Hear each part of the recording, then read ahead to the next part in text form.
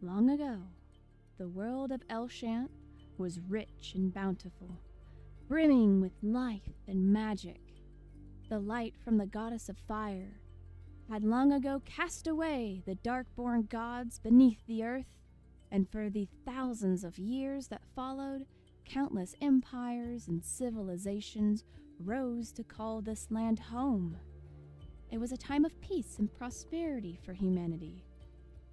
But that period came to a close in the blink of an eye, and all that was left was the Fallow.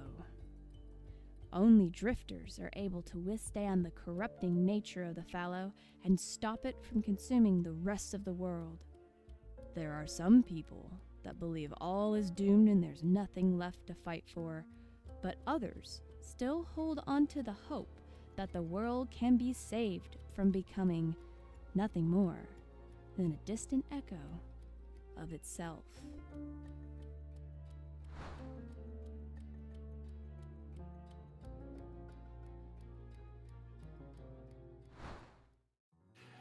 Eustace and Zoe took watch. Lance and Varuna took watch. Leo was asleep. Thunder Boys passed by on their way to Ebri, Brie, or Bray, whatever it's called. But the party had decided to stop at the Lithi or Elithi mines, whatever it's called, before heading back. People were running away, and we thought it was from the gem rams, but it was from the tectonics within the mines. Lance almost got his booty. No.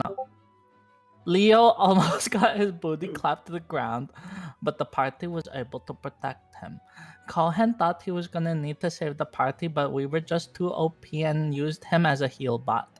We meet Cohen and Isla, and they were heading to Ebri to deliver a letter or package. We tell Ava about the corrupted Alba. She gasps in disbelief and writes Isla a letter to deliver it to the capital. Zoe says, well, if she's running it, why don't we drift it? Before we found this information, so why are other people delivering our discoveries? Party goes to drink again, Lance steals drink, Varuna tries to riz Cohen, and that's where we left off. It's time to jump straight back in. We are gonna jump at the, towards the end of the night. Dusk is about to settle on the Guild Stag in the lovely town of Ebri, where we see our party of drifters. United, we see Leo on the front of the bar. Varuna, Zoe, you're there. So you're just hanging out with Isla. As Lance, you're arriving into the rest of the tavern. We see a lady walks through the door. She appears to be, dressed kind of like a servant of a house. She's a black hair. And as she kind of like enters, you guys hear kind of like the street sounds outside of the bar. As she walks forward towards the bar, she greets Leo and says, hi, I'm here to pick up a delivery for Lord Montant. Yes, I would know all about that because I work here. Could you just amuse me? What was the delivery again? Sorry, my memory is a bit foggy these days.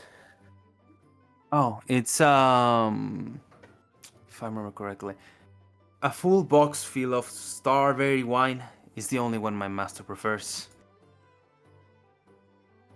Starberry. Okay.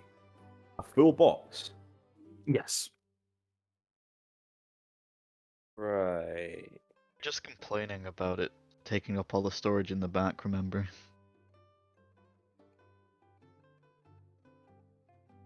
Okay. Yeah, if you'd like to, have you got someone to carry it, or? That won't be necessary. I come with a wagon. Perfect. Would you like to possibly wait outside, and I'll have one of my colleagues bring it out to you. What the fuck? Right. And she flips around and begins walking outside. I'm gonna turn to the rest of the group, just be like, "Fuck." Uh, any help, guys? I didn't know you actually worked here. I don't work here. This is the problem, Zoe. Anybody seen a big box of booze by any chance? Varuna's gonna Was it- sigh and like stand up from her seat. She's gonna, you remember what the starberry wine is, though, right? You look confused. It's what we drank the last time we were here. Surely, if there's a big box of it, maybe it's like in the back where they keep things. I'm gonna stand there puzzled for a second. Then he's gonna click his fingers and be like, "Yeah, the back. Right, these places have backs. Okay." So Oh, like yeah. looking around. That's the drink you guys drank before I put you in the room together. Yeah. Okay. He's gonna run over to the back and Yeah. get the crate of whatever it's called, Starberry. It's Starberry wine. It's bourbon, actually. It's bourbon. Sorry. Leo, as you're about to walk outside, suddenly some customers walk through the door. You hear like two comers walking, and they go like, "Oh yeah, I mean, it's nice that we have runners again. I hear they're gonna be arriving all throughout the week." And you see these two guys just begin to walk, sit down near a table. Another pair of like two just commoner women just enter right after, and then throwing chisme about their husbands. Slowly but surely, the entire tavern begins to get filled out as it looks like everybody's back from work. Fantastic. Super excited. Fuck. One Run man. outside. You're gonna go to the back? No, outside. Outside? Okay, you run towards the outside of the tavern. What do you do? Like to take the crate outside. Oh, yeah. Give me a second. So, as you grab the crate, you take it outside, the rest of the party, you begin to see how he's walking across. Some people kind of like enter in the tavern as Leo walks to the outside. You find a wagon with a lady sitting on top of it, the same you saw before. She's reading a book, and you see these majestic creatures that seem to be the ones pushing the wagon. You will know, Leo, these creatures are known as Belstraits. Oh my god, that looks so Oh, fucking shit. cool. That looks like something from Monster Hunter. Official art. But as you walk outside, Leo, she greets you and says, thank you. You can put it on the back.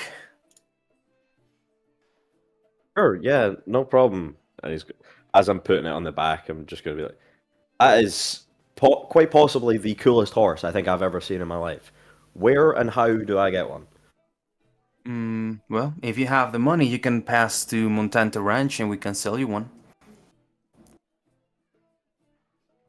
Oh, okay. And just out of curiosity, how much would that be costing roughly? Well, depends on the breed you're looking for.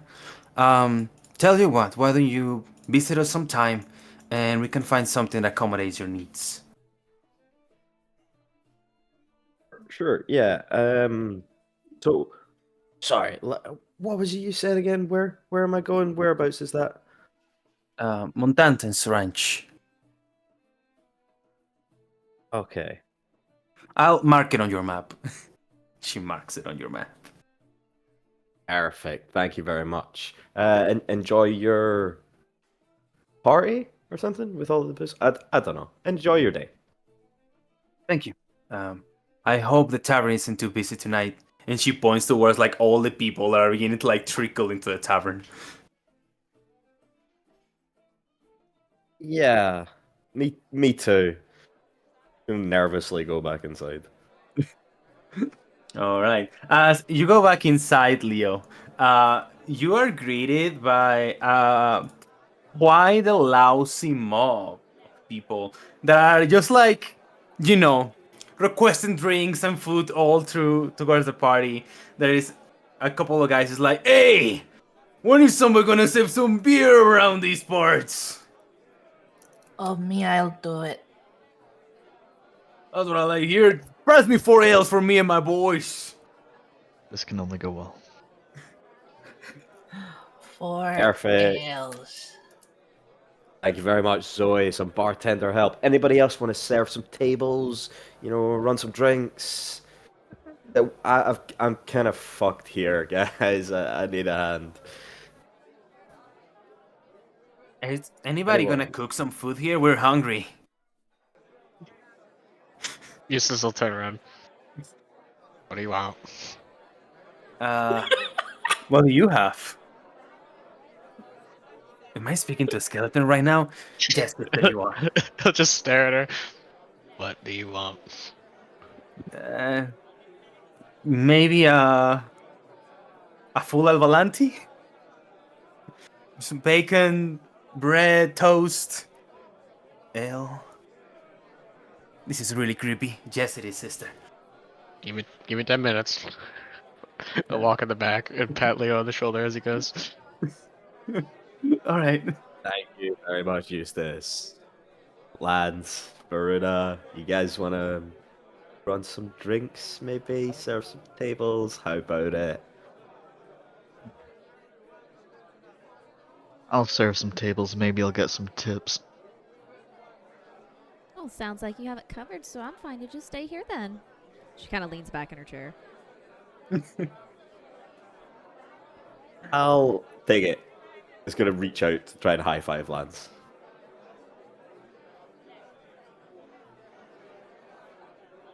Oof, he left you hanging. He goes to walk away, but he's like, I'm not. I can't. And then he high fives him. I can't. He's going to sit there with his hand up that entire time, waiting with a big, huge smile on his face. And then he has a high five. He's like, yes! Okay. Who needs some drinks? And I'm going to hop back behind the bar with Zoe. Yeah. So, Eustace, you go into the back. You're preparing to be head chef for the night. Lance, you set off to get some table set. So, and Leo, you're just like serving drinks, but you're just chilling. Wow. Well, this place got really busy really fast. I think I'm just gonna grab a room. Okay, bye, Isla. Bye bye. And she just literally steps over the counter, jumps to the other side, begins to climb all the way to where the kings are hanging. She grabs like 3 of them, and she just begins to walk to the backside towards the stairs. Wait, why do you need 3? I don't know which one are for the rooms and which one for the bathroom, so I'm just gonna try. I didn't know bathrooms had keys. Well, don't they have a bathroom in this place? But why would they have a key? Wasn't the bar closed? I assume it was closed. Okay, sure, whatever. Okay. And then she gets up. I don't see why bathrooms will have keys. Thank you, God. I worry about that girl sometimes. You guys seem pretty accustomed to being bartenders. I've never done this before. You want an ale? Yes. I hand him water. He takes a sip of it and he goes like, quite strong. You're pretty good for this. Really? Yes, I think so, yes. So, what? Tell you what, just keep them coming. Lance storms back.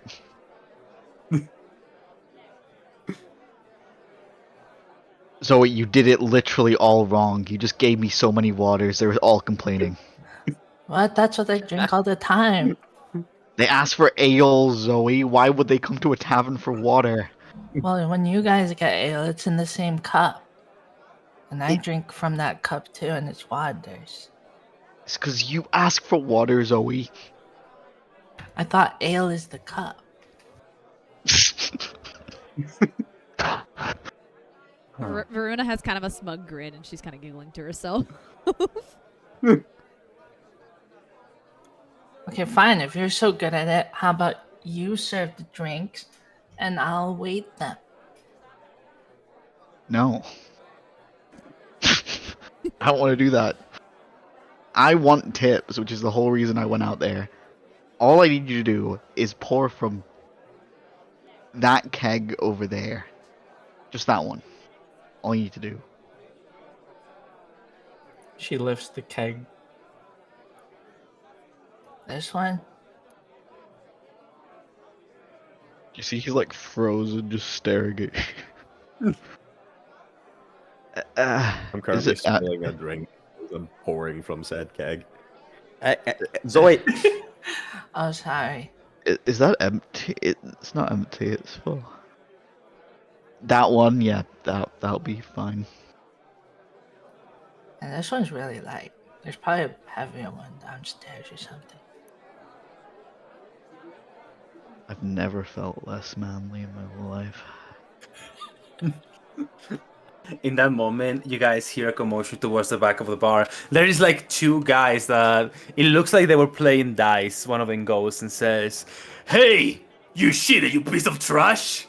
What did you just say? You're calling me a cheater?" One guy behind them. "Yeah! Kick his ass!" "Listen to me, boy. You're asking for it. So take your losses and go home." "You know what? Why don't we solve this like men?" Two guys go, "Bar fight! Bar fight! Bar fight!" Fight, bar. Uh-oh. We've all got our jobs, right? I mean, everybody's doing great. Cohen, you're on security. Can you get those guys, like, outside, please? This before poor man. this becomes even worse. I'm losing my mind here. He's like dripping in sweat, panicking. He goes like, "Hey, bartender, don't get distracted. We have some thirsty boys right here." Yeah, you wait. Deal with you in a minute. Cohen sighs. "Yeah, I can do that." He stands up from his stool and he casts levitate on one of the commoners. So he casts levitate on one of them. He's like, you see him floating. He goes like, "Whoa, whoa, whoa, whoa, whoa!" And as he walks away, he says, "All right, that's enough, you two." Varuna her eyes are glued to him as he walks by, and she whispers under her breath, "I hate to see him go, but I like to watch him leave." And her eyes are glued to his butt. Oh. Cohen, you should leave the building. She looks very quizzically at Zoe. What? Why? "I guess it will be my first time being a bouncer. All right, time for you to go home." And one is levitating. He shocks across the door towards the outside. The other one grabbed by the collar. He is now in the entrance and just like watching who's entering. And then I'm gonna like elbow Leo. See, I got her what she wants. Now she gets to watch him leave. Her expression's a little more sad now. I'm just gonna like smile Zoe and just yeah, great. Let's get back to serving the possibly angrier and angrier mob, please. Hey, can I get some Gilder Stag special for me and my family? So, some what? Sorry. Some Gilder Stag specials, you know, like the recipe from Harper. Sorry, we're not doing those today. We've not got the ingredients. I'm afraid. Oh, Apologies. no, we do. No, we don't. Sorry, she's new. Don't listen to her. Eustace, we need Thunderboar. Eustace will come out, many plates on his arms. And more. I'll check if we have it in the. Oh, nice. Glad you're here. He's gonna give Lance like 5 plates. I can picture Oh, balancing good one on his God. head. Do you even remember who ordered these? No, you're gonna have to find that for yourself. I'll be right back. You said Thunderboard though. Yeah, we need the Thunderboar special. This person wants some. Isn't that right? Yeah, that's right. I would like 2 Thunderbolt specials. I would like some chicken and eggs. I would like a side of bread and loaves. We can get some wine. That will be great for me and the family. We're just 8 people, you know. Small family, I get it. Yeah, is there a Thunderboard in the back when I went back there to cook? Yeah, you see like a full-on like kitchen with plenty of stock. Alright, I will. I'll look at him and go. Full meal for you and the whole family. Alright, be about 15 minutes. Thanks, guys. Wait, Eustace, I'm bored of this job. And then I leave Leah. Go with these. Yeah, he'll take him by the shoulder. Yeah, I'll come show you how to chop with the knife. You want to not cut through the cutting board. Why do you use a knife? I just use my hand. We can do that too. Thanks, Zoe. I really appreciate it. Lead her to the back. I come back after delivering all the plates. Alright, I need 25 ales. Perfect. There's the keg. Get pouring, buddy. It's me and you now. What? Varuna, No, you're on tables. Excuse Whoa, me? whoa. I chose my job. I'm doing my job well. They love me out there. I look 5 back to ales, like. bro. No. Everybody, hey!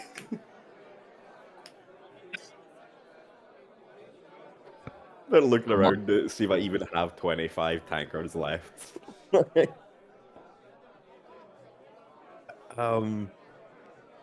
Sure. Coming up. It's gonna start slowly pouring. All fucking 25 of them. God, Leo, you're so slow. You guys No. see a group of miners enters the tavern, and they're like talking amongst each other and go like, "Yeah, I know what to tell you, man. She was like a goddess, you know, like just the biggest set of I have ever witnessed in my life." And they kind of like go towards the corner.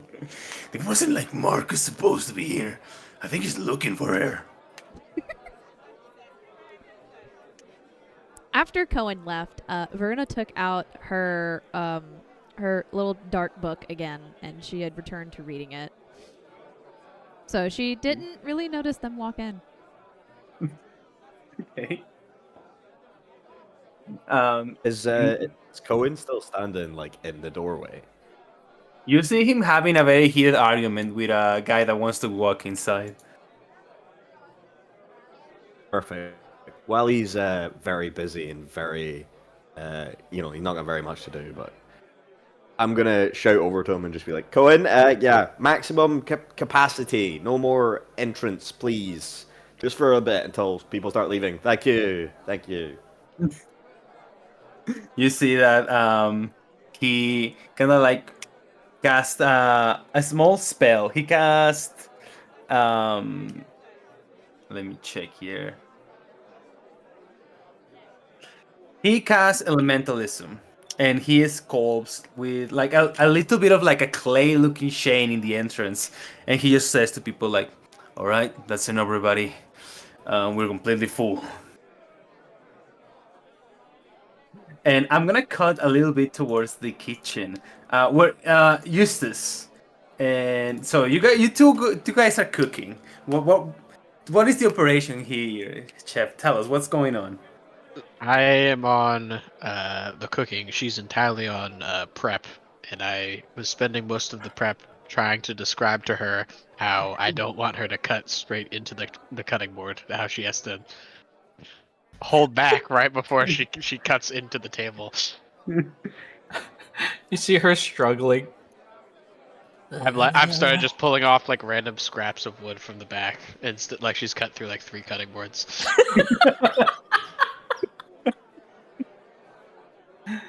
No, And then she starts. You gotta pull back right at the end there. She gets frustrated and tosses off her cape. That's it. Gets an apron and ties it around her forehead. I'm doing this now. And then she tries very carefully not to cut through the cutting board. Give me an attack roll, and you're wishing to roll low, below a 15. Sorry, After roll below a 15. you have to roll below a 15. You believe? You got all the good rolls out. Uh, Fuck. she breaks. I turn around as I am sizzling some bacon. No, I mean, imagine like you just gotta pull straight back, like a Okay. like a flick. Okay. Like this.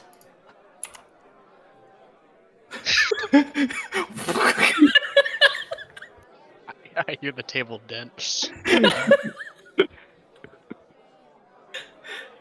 This is really hard. You're kind of too good at this. I'll cut the meat. I'm gonna need you to. No. Give me one more try. All right. Now imagine. I'm trying to think here. Give me a second to brainstorm. Imagine there's a bone that you're trying to preserve right in the middle. And you're about to chop the bone and you pull back. Yummy bone. You can roll with disadvantage, Zoe. With disadvantage? Okay, thank God. Oh my God. One more. Yes!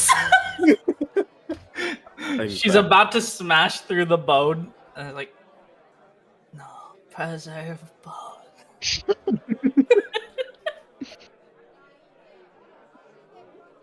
You hear she whispering. Yeah, that's it. I did it. Very nice, very nice. You see him, he just finishes the bacon, he walks over, he just swipes his arm across the table, like just sweeping off like 3 broken 2x4s onto the ground. Now keep going, just like that. We got about 3 more to go. I got this. Wow. Learning to control this weapon.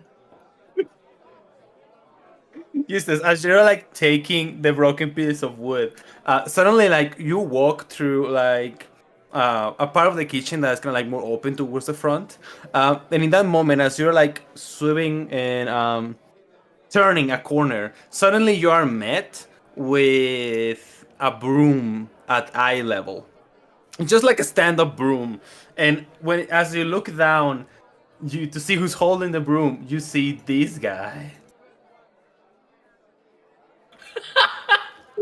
Like he's so hunched over, I don't even see him. He's just like, he's that short. He's just that short. And Okay, how short are we talking? Oh, that's an excellent question. Let me turn that into feet. 130 centimeters, 2 feet.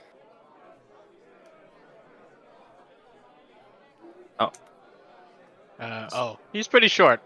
Yeah, he's 4'2". It's pretty short. Yeah. It's an old guy. He has like a broom, kind of like he's holding it. And you see that he's like mumbling things under his breath. He's very audible. He's just saying like,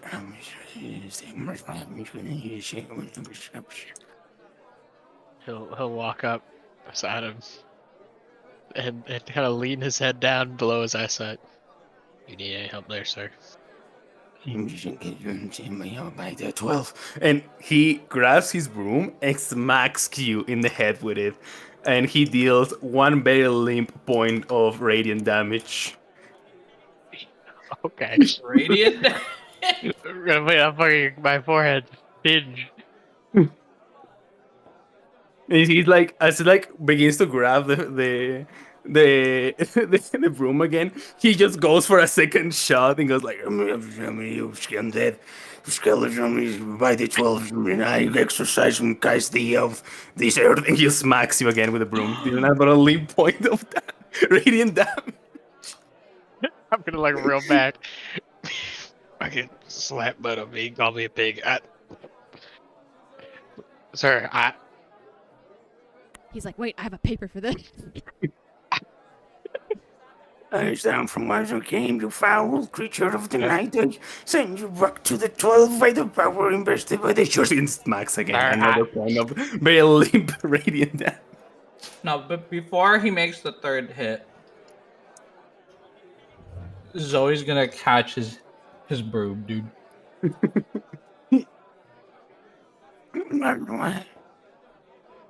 You're not gonna do that here, buddy. If you ain't helping in the kitchen, if you can't stand the heat, you best get out. Little girl, I am trying to exorcise this undead from our town. He doesn't need exercise. He doesn't have muscles. he means kill me. Why didn't he say kill you? He's old. Forgets his words sometimes. Wait, what did I say? Let me escort you out. I carry him by the broom. We need to take care of the demon and worry them later. Here, you can go talk with Varuna. They're gonna be best friends.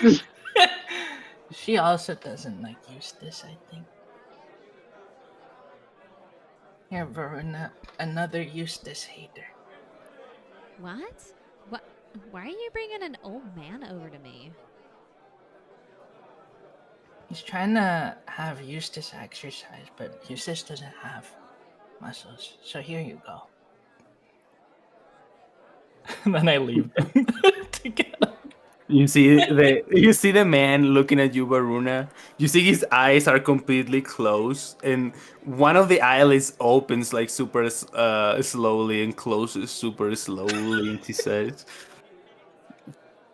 "You know, as he kind of like opens and closes his mouth, kind of like moving saliva around from his old teeth, and he goes." I've been trying to exercise a demon, you know. I'm calling me Father Bartholomew for nothing. Oh, that explains so much. She kind of like leans her head over on her hand propped up against the bar. Unfortunately, you're not going to get very far there. See, all these folks are convinced that Eustace is like good and not possessed by a demon, which I guess he's not possessed by a demon. He's just really annoying. So you're gonna have tough luck there. I see. It looks like this old broom is too very little of a task for this. I shall go to my church and bring a bigger weapon. I'll be right back. Well, hang on. He's not evil. He's just annoying and he stinks, and that's basically it. He's not really worth your time. Oh, so you're already taking care of that on that. Well, we're keeping an eye on him and making sure he doesn't get into any trouble if that's what you're worried about. I can't. Under her breath, she's like, can't believe I'm fucking doing this. That's fine, that's fine. Alright, in that case, I'll leave it for now. But if I see him again, I must smack him. If he does anything wrong, you will be the first person I find. I promise. From a cleric to a father, you can have my word. Oh, you're a cleric too. I am. Are you as well? No wonder I had such a comforting aura from you. It makes sense. Of course. And he kind of like puts the broom to the side. Oh, And no. he goes, bartender. She kind of squeezes her eyes shut as like a look of regret briefly flashes across her face when he looks away. Oh, fuck. Bartender. Yeah. Please, serve me something heavy. I haven't told my life story in a while. Somehow, she finds a way to pale. He's just gonna pass him like another ale as he's like that's pretty much the only thing that he's pouring now. It doesn't matter what people are asking. He's just giving everybody ale. Varuna's gonna grab his hand. Go, Leo, please. I need at least 2 more. Looking at it. Then I've just poured like 25. Leo, Leo, oh my god, you're just taking so long. Like, I need. am not gonna let you go until you give me 2. I am stuck here right now. I So need I need 10 something ales. to compensate. Lance, 2. shut up and busy right now. Her grip is tightening as time goes this. on. I'm gonna grab a bottle of like bourbon or whatever whiskey from the shelf behind. I'm gonna put it on the table in front of Varuna. 2 shot glasses, and then we turn back to lads and keep pouring ales. She's gonna release his hand. Sweat-covered overdrive mode. As soon as the bottle hits the table, she's gonna let go of his hand. Thank you. Alright. Varuna, he says, it all began 102 years ago. She starts pouring herself. She doesn't bother with the shot. She just takes the bottle, she nods, and she takes a swig. Lance, as you return to towards the tables, you're met with a group of like common ladies, and it's like, "Oh, Lance, you're back." Yeah, Hey. we don't have goat milk frappuccinos or whatever those are, but we have ale and more ale. It's just ale tonight, to be honest. Oh, I'm so sorry to hear that. Hey, why don't you sit here with us? Everybody wants to know about you. From across the room, Varuna's eye twitches. I look around and sure, why not? Great, girls. Lance is joining us, and they grab you. Whoa. Okay, this better get a tip out of this.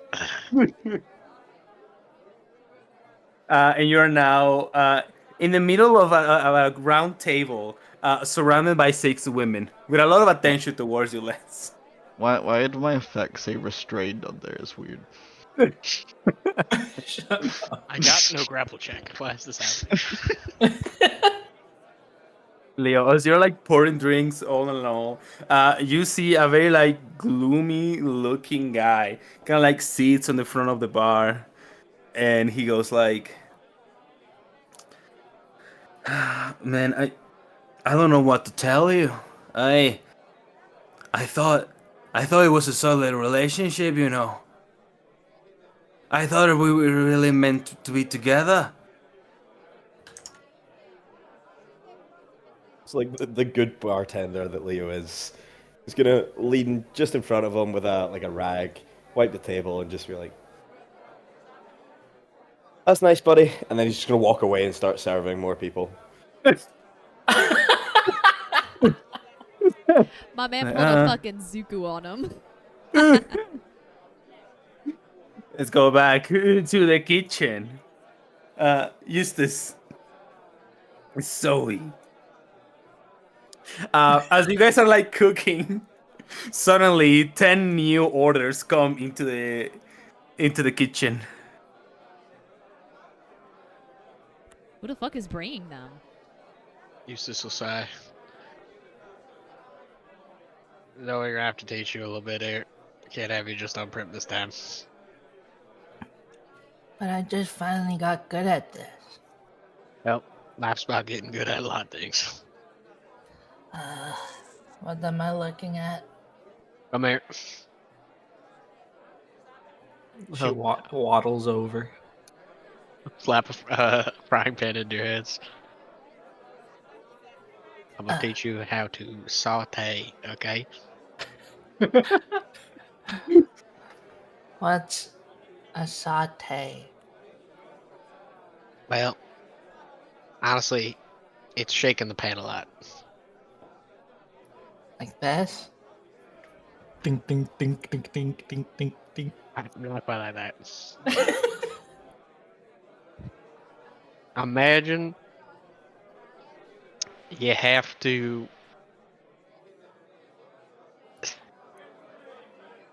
imagine you're stabbing someone, but then you're kind of scooping out a little bit every time. With my hand? If that helps.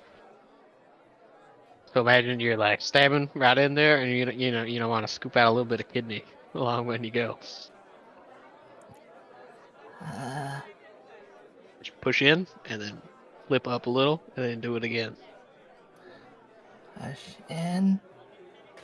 And you see her push forward and breaks the pan through the wall, dude. Too aggressive. And then Imagine- scoop up. Well, first imagine there's a wall behind that you don't want to hit. Oh. Like this wall. She opens her eyes. Oh, sorry. Okay. Frying pan is stronger than the wall most of the time. Okay, so stab, scoop, Yes. Scoop and then what? and pull out, and then do it again. Stab, scoop, pull out. Oh, so we're just repeatedly stabbing someone? Mm-hmm. But imagine there's a lot of meat you need to scoop out. You gotta keep doing it. Okay. She tries. You can give me a sleight of hand check. I'm gonna say DC 14.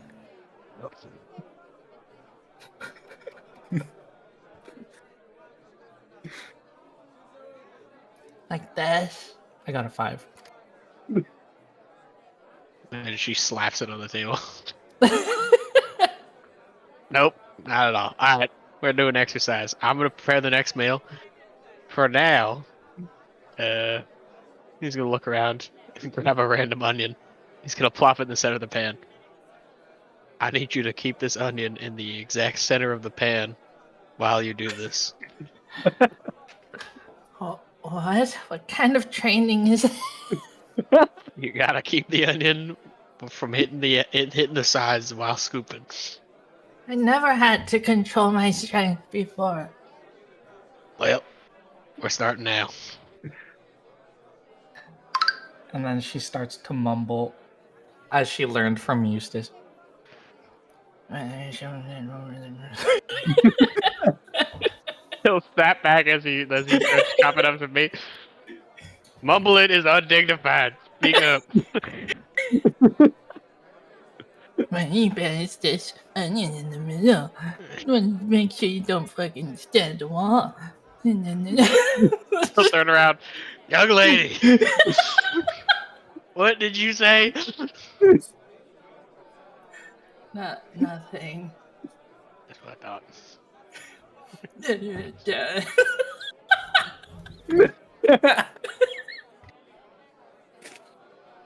She's just the angry dog. I'm gonna call back to Varuna.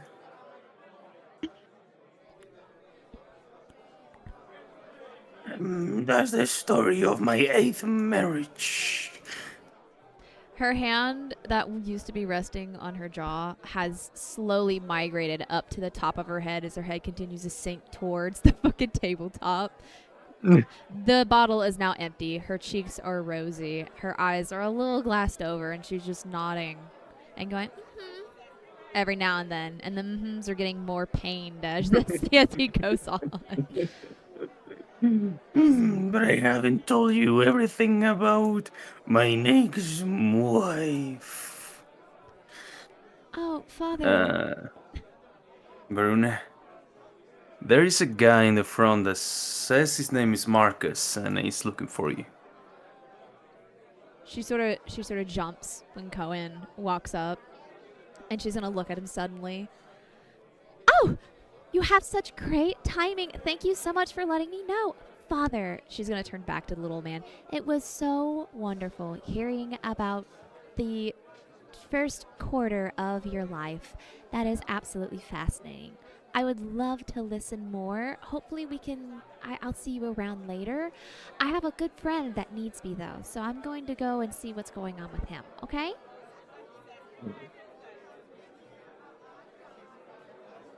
He's snoring. I'm gonna take that as a yes. Thank you, Cohen. She's going to pat him on the shoulder and take the fuck off. A new life has come to her. Rough start for the night, huh? Not the best. I thought that I had avoided work, and unfortunately, Zoe popped up with this old fart and popped him in front of me, and I couldn't say no. It looks like you handled it pretty well. That guy Marcus should be in the front. I'll make sure that nobody else enters. Thank you, Cohen. You're so reliable. She's gonna walk off. As you walk toward the outside, you see Marcus. All right. Imagine this guy with a bouquet of flowers, very nervous, kind of like outside. Like, oh, Varuna, you're here. Oh, this poor man. Marcus! I knew I'd see you at some point. Her speech is just a little bit slurred. I mean, yeah. I was hoping we could take a walk. I know a nice spot by the lake. So yeah, I picked this on the way here. Hands you like a very small bouquet of flowers. Oh, that is so thoughtful and sweet. Oh, you're so great. Thank you. Let me figure out where to put this. Oh, I know. She's gonna reach into her. This is so stupid. She's gonna reach into her bag and bring out the little, the bottle of holy water that she has. She's gonna stick the flowers in that. Here, give me 1 second, and then she's gonna race back to the bar, and she's gonna set the little bottle there with the wildflowers in it, and then she's gonna race back. It's stumbling just a little bit. So, okay, they're safe. That's great. You wanna go out on a walk now? That sounds lovely. It is so crowded in here. You have great ideas. Let's go. And she's gonna automatically like link her arm with his. Oh. You two set off into the distance. Leo, you're attending a very busy bar. You see that people are no longer like sitting per se, but they're kind of like one over the other. You know, like ordering stuff from you. It is like a guy just shouting. He wants like shots and drinks. There's another guy like whining about his wife. There are like people like drinking and having fun and just like keep raising their hands towards you. Gonna. Sorry, he's in the middle of pouring all the ales, and then he's gonna stop. Just take a step back. Look at everybody for a second. Fuck this. And I'm gonna take this opportunity to get up and stand up on top of the bar, Mm-hmm. and I'm gonna shout out and just be like, "Can I have everybody's attention, please?" You see that moment, everything stops. Okay, I've got good news. The drinks are now free. But What? the bad news. Whoa! Hang on. Whoa, hold on. The You bad guys heard news- him? The drinks are free, and everybody begins The shouting, bad cheering. news is that the drinks are only free at the bar down the street. So if I could just get everybody to head down there, free drinks for everybody. I am gonna need a deception check. I'm gonna say you're quite convincing. DC 12 deception.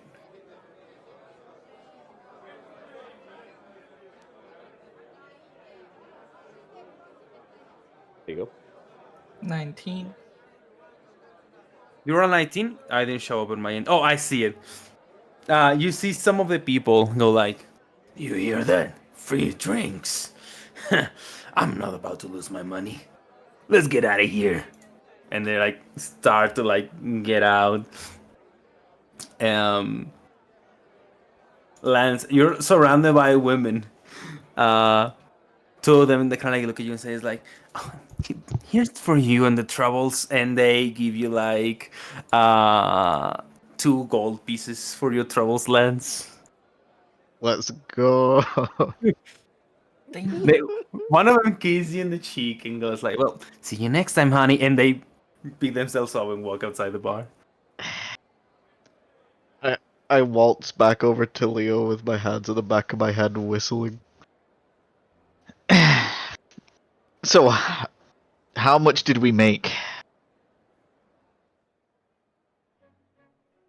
I have no idea. That was quite possibly the worst decision of my life. Cohen, can you lock the door, please? He locks the door. You did ask them Thank to pay you. before they left, right? Yes. Okay, I cool. mean, they were most of them were paying, throughout the night. I mean, there's probably a few bills that need to be sorted. I'll let Harper handle that one. I mean, kind of bailed him out quite enough as it is tonight. That's kind of his problem, not mine. I saw some customers walking with glassware still in their hands. I think they might have stolen your cups. Mike Harper's cups. Harper's cups, yes. Yeah, I mean it's a bad occasion for Harper, I must say. But we as good people, we helped out the best we could. But unfortunately, that's just what happens when you leave a bar unattended. I don't know what he was thinking. I got my tips. I'm happy. Where the hell is everyone anyway? Where's Varuna? I saw her walking down the street with looked like a miner. Oh yeah. 2 secs. I'm gonna run back to the kitchen and tell them that they don't have to cook anymore. With a kid. I finally finished my first dish. I can't wait to serve it to someone. Looks great. You did a great job. Thank you. Guys, great sis. news. There's no more customers. We can call it a night. Zoe kneels on the ground and her dish falls. Eustace is gonna try to catch us. You're trying to catch the dish. Yeah. Yeah. You can give me will this be more dexterity or athletics? How do you plan on catching the dish?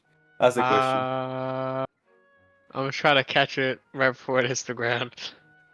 I'm gonna say that's a sleight of hand. Alright. DC 13.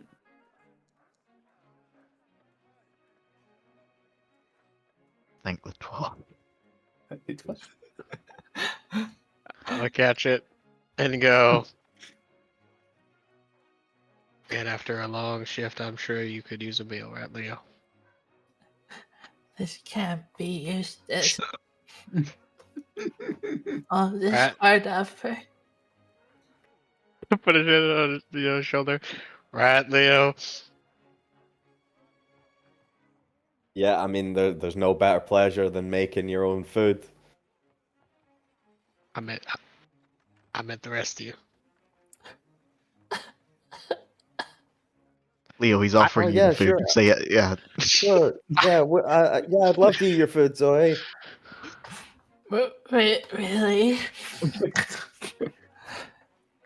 See her Of wipe course, of a course. bunch of snot with her cloak. Leo, how does I the sure food am actually look? hungry after that. Yeah. Leo, how does the food actually look? You're asking me, DM? Yes, Yes, you're the yeah. I thought you were asking Leo. It's like Leo. How? I don't know. thought you were that as well. Leo, I'm you gonna. look at the food. Yeah. I'm gonna say that as you're like taking a look at the food, it is not Eustace levels of quality. There is like one very like chunks of vegetables that are cut unevenly here and there. The plating is a bit of a, just grab it and place it and just chuck it into the plate. Rustic plating. Rustic plating, one might call it. But you can tell it's well seasoned. Hey. I mean, she's Well not so sauteed. white. Well, it's all yours, Leo. Zoe looks up from the ground with hope in her eyes. Can you try it, Leo? I sure can. We're gonna take the plate. Hesitantly take a mouthful. Does it taste okay? Could you give me a DC 15 con save to see Oh, if God. it isn't too spicy for you? You fucking spilled the fucking pepper flakes in it. Yeah, no, they put salt and pepper on that shit, bro. It's so over for him. Oh God, it is too sweet. I wasn't paying attention. I let her loose in the spice cabinet.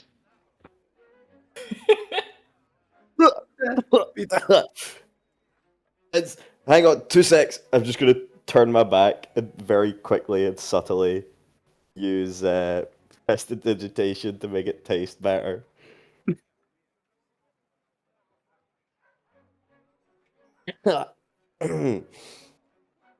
uh, this is incredible, Zoe. This is one of the best meals I think. This might be better than Eustace's. No offense, Eustace. Thank you. Really? She's a natural. She picked it up real quick. See her smile, so bright. I'll cook for course, you all of the course. time then. Great. Is Here, that okay, try Eustace? the food, everyone. He's gonna put the plate down on the bar.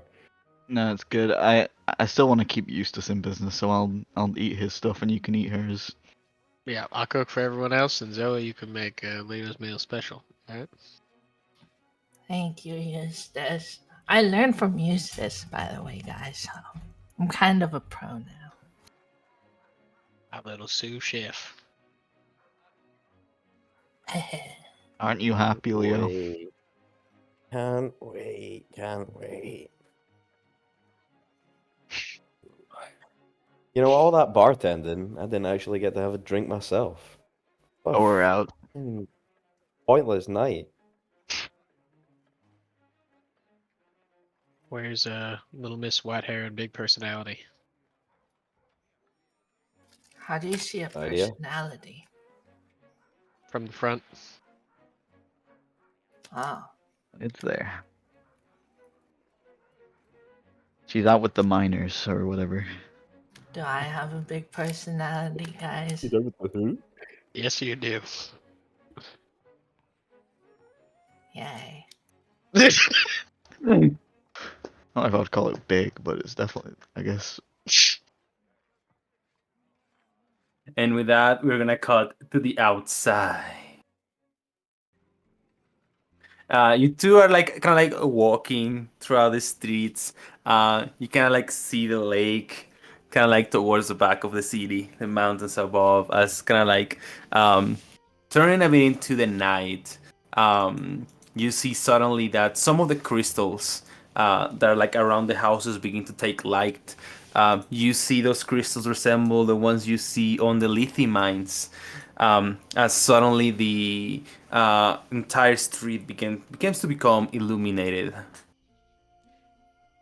At this point, the bottle of bourbon is starting to take effect, and she's kind of sort of now not just like arm linked to, you know, have him with her. It's more so for support now. She's leaning on him a little bit. As they walk, she kind of looks up as the lights come on. She kind of points at them and giggles and goes, "Those are pretty." Yeah, I mean, is it your first time here on Ebri? It's not my first, but I think it's like my second. I didn't really stick around outside long enough to appreciate its view at night, though. Well, I'm glad that you decided to take my offer. Yeah, I have you to thanks for it, don't I? I mean, yeah. Hey, I don't do this kind of stuff very often. But I'm having a great time. I just want you to know that. Oh, look at you making me feel special. Yeah. Well, I'm having fun with you too. She's gonna like raise a hand and like flick his nose like in a downward motion, like a boop, but not quite because she almost misses. Mm-hmm. It's like, oh, you see, he gets a bit nervous. You see that his hands are sweaty in a way, and he's kind of like tugging his collar away and says, "Well, maybe we can do this again another time." I don't see why not. You still owe me some drinks after all. I mean, yeah. Perhaps we can hang out tomorrow, too. I do have a couple of bottles at my place if that's not too forward.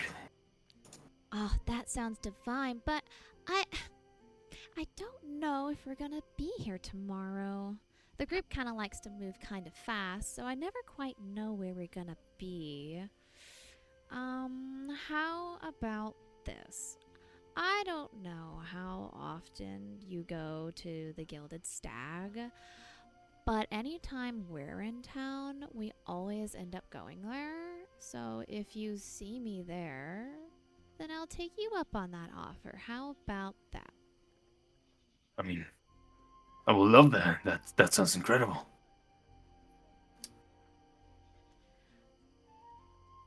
Good. I'm glad we came to that decision together. You're so understanding. She's leaning on him a little bit heavier now. I mean, the guys say that I'm, quite the people's man, you know? Oh, really? What else did they say about you? I'm so curious. Yeah, well, they say a lot. They do say a lot. Mainly, I've been a miner all my life, so I know a lot about handling the boys. when we're at work, that kind of stuff. I can tell they look up to you. You're the first person that they talked to us about when we ran into them in the mines. Like, they stopped it while running away to tell us that we should try and find you. Oh, really? Absolutely. Your name is honestly the only name that came out of their mouth. Well, I'm really glad to know the boys are looking up to me. You know, I gotta thank them. I guess without them, you and I would have never been talking like this. That's right. You're so right. So, what would you like to do? She kind of stumbles when he says that. She's like, nuts. Maybe sit down somewhere. I don't know what's wrong with me. It's getting a little hard to walk. Sure, you're feeling okay? And he kind of like walks you to like a nearby bench. Oh, I'm sure I'm fine. I just bless that little old man's heart by the moon. I needed a little extra something to keep me awake while he was talking, and I think it's finally hitting me. I feel You kind of mean- fuzzy. Oh yeah, that old guy. Well, if you want, I mean, I don't live that far away from here, or I can bring you back to your friends. Oh, really? You do that? Yeah, sure. Oh, that's so tempting. I don't know what kind of influence you are. Well, influence? Yeah, like, are you a good influence or a bad influence? Well, I am, I'm a good influence. Good answer. All right, I will trust you to keep me on my feet. Let's go. All right, and he like takes you.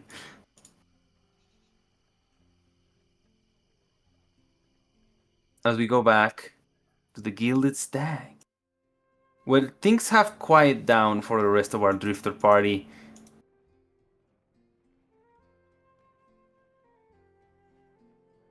I brought out the rest of the Thunderboar. Gave it to Lance. Oh, Eustace, this is just like the perfect spice level. Amazing stuff. Oh, well, you haven't tried mine. Yeah, but that's for Leo. I'm not good at sharing food. Oh. I can make some just for you. I won't want to wear you out, Zoe. I'm not tired. I don't want it. Oh. He means he's not hungry anymore. He just, That's what I mean. I'm just all full up from Eustace. See her tail just go straight down. I think I'm gonna go to bed, guys. Picks up her cape from the ground. Oh wait, Zoe, now you know what? I just ugh, like bit of gas left me. Kind of got a second stomach going. If only someone would make some food around here.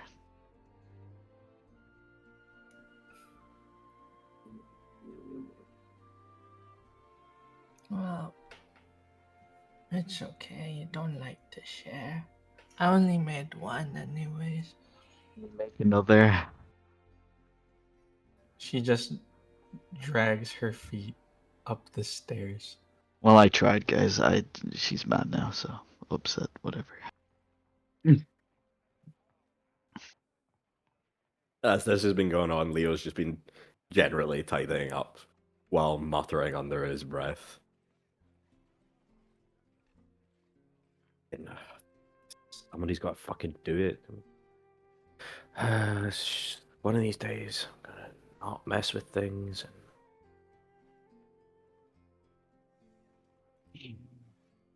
So Eustace, was it a easy shift for you, or? Yeah, well, it's never the easiest when you're teaching someone fresh for the first time, but it's worth it. Were you getting her like chopping up firewood or something? Cause there's a bunch of timber over there. Just a lot of extra. Yeah, it's a wood oven back there. Oh, okay.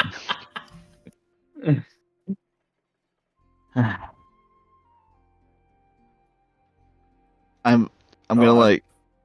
Go ahead, Leo. I was just gonna say, I don't know about you, but I would very much appreciate if you kept teaching Zoe how to cook.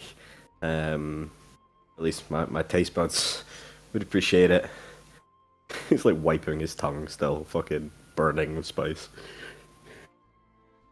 Well, you never stop learning when it comes to cooking, so I'll keep going. Speaking of spice, before you didn't have skin. That is Where true. you? Where? What were you, Eustace? I just gotta know. A man. Yeah, but of what? You know, Of flesh. what color of flesh are we talking? Looks at you dead in the eyes. Now, man, are you racist? I am not racist.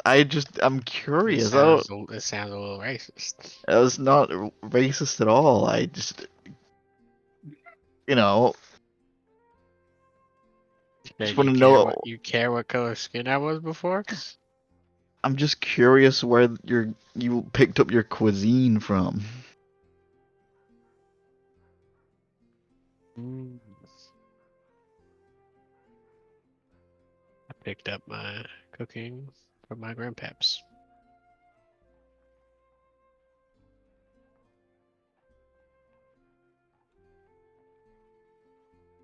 I won't pry any further. I'm scared. As the conversation starts to fade, Leo's gonna lean in and just be like, "See a skeleton too?" Or No, he was also a man. Is it really I mean, unclear how this works to both of you? I get it. I thought you'd be like walking about shooting things like you were with like fancy hat. Oh, No? we only had the one gun, and he turns back to Lance. And I don't know if you do know how these things work, because it doesn't matter what color skin he was. Okay. I'm just trying to learn more about Eustace. You know, we're a party. Got to get to know each other. I listen. You're the first skeleton I've met. There's just a lot of questions. I understand that. I'm happy to answer them. Well, but if we're, doing party bonding, how did you come to be a drifter? You don't strike me as the good person. What? That was very nice of you, Eustace.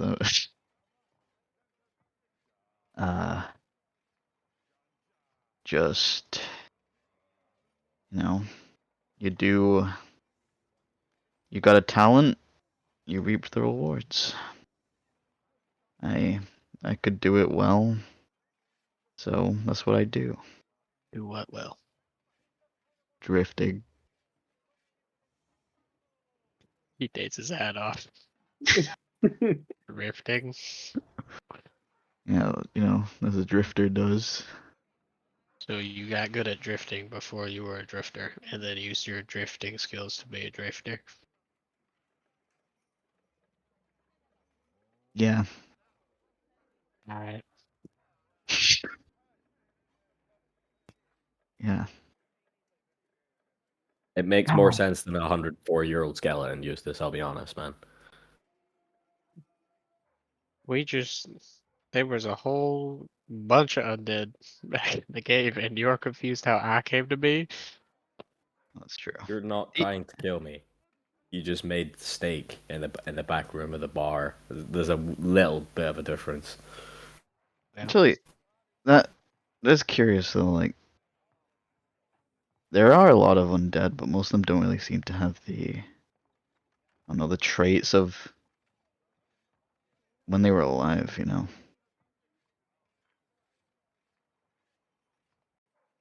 You Yeah. you're special.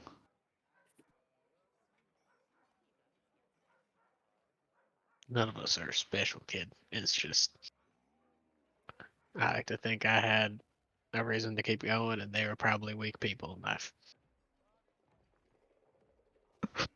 Do you, now that you're like kind of undead, do you feel anything towards them? Like when we killed them, was it like nothing or?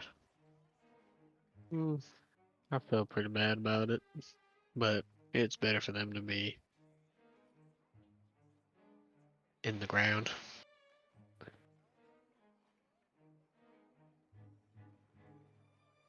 Hmm.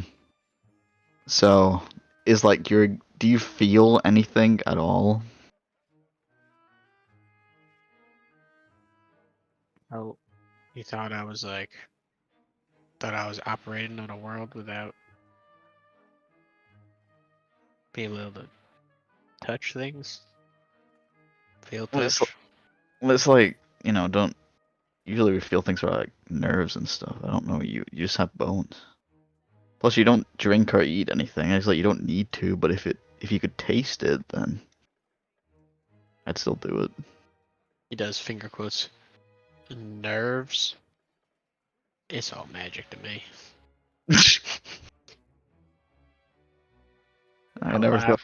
I'm alive with magic. I feel with magic. I'm sure you feel with magic. It's all high-minded, highbrow stuff. Talking about magic, Eustace, you're smack in the back of the head with a broom. This man never left.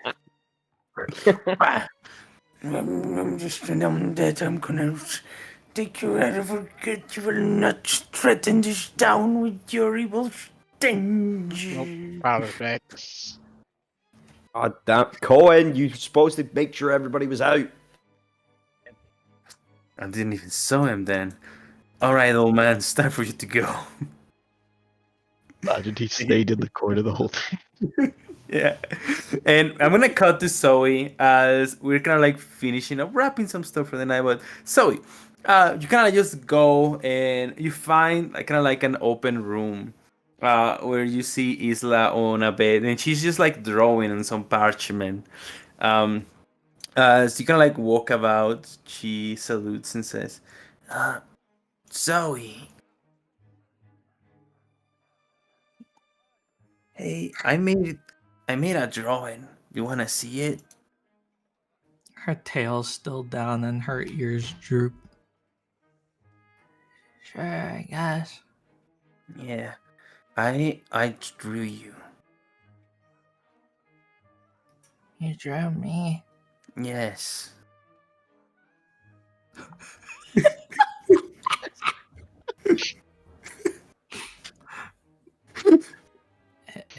This Pretty good, right? her tail goes back up. Fucking masterpiece. This is the best drawing I've ever seen in my life. Wait, really? Yeah. I mean, I never saw another drawing before, so it's the best one in my life. Oh, well, in that case, you can keep it. Wow. Made this just for me? Yeah. Why'd you cross out over here by my name? You're like, oh, I remember that your name is with an X. Wow. You remember that already? Yeah. We're gonna be good friends. Yeah. Do you want to stay and draw with me?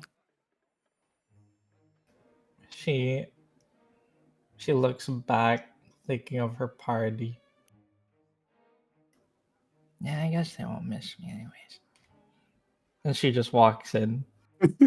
And you just like have a night over just drawing in parchment with little rings.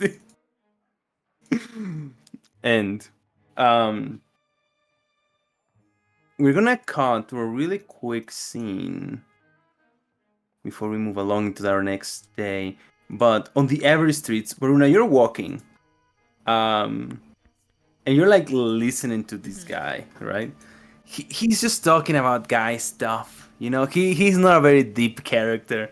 You get the sense that this man is a very simple nature man. Yes. What would you like to do?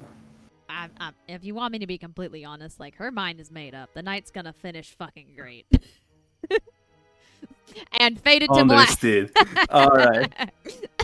Understood. But as we're doing that, and you were like kind of like walking through the streets, could you roll me a DC 17 Oh, perception goodness. Oh, check? that's a high fucking perception check. I'm fucking nervous now.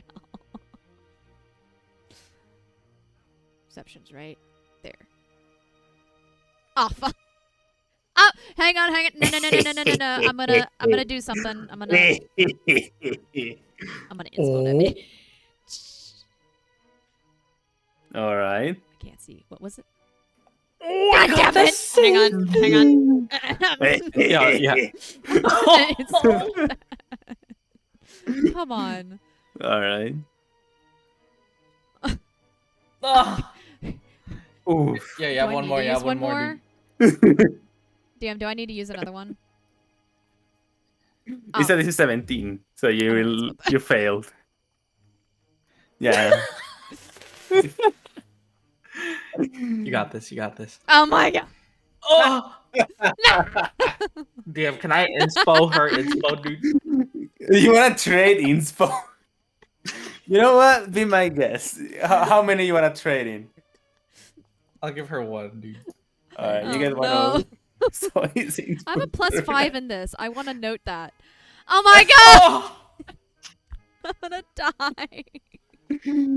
Alright, it wasn't meant to be. It wasn't meant to be. It wasn't meant to be. You know, it's Oh, because yeah. she's drunk. It's because she's drunk. You're a bit tipsy, you're a bit drunk, you know, A things bit? are not My bitch recording in can't your walk brain. straight. Yeah, as there's like a lot of people having conversations in dark alleyways, you wouldn't know anything about that as we add Marcus to the body count. You wake up later today in a different place. Dude, my girl blacked the fuck out. Not even drinking Oh, Starberry God. bourbon. It sneaks up on And you. back at the Gilded Stag.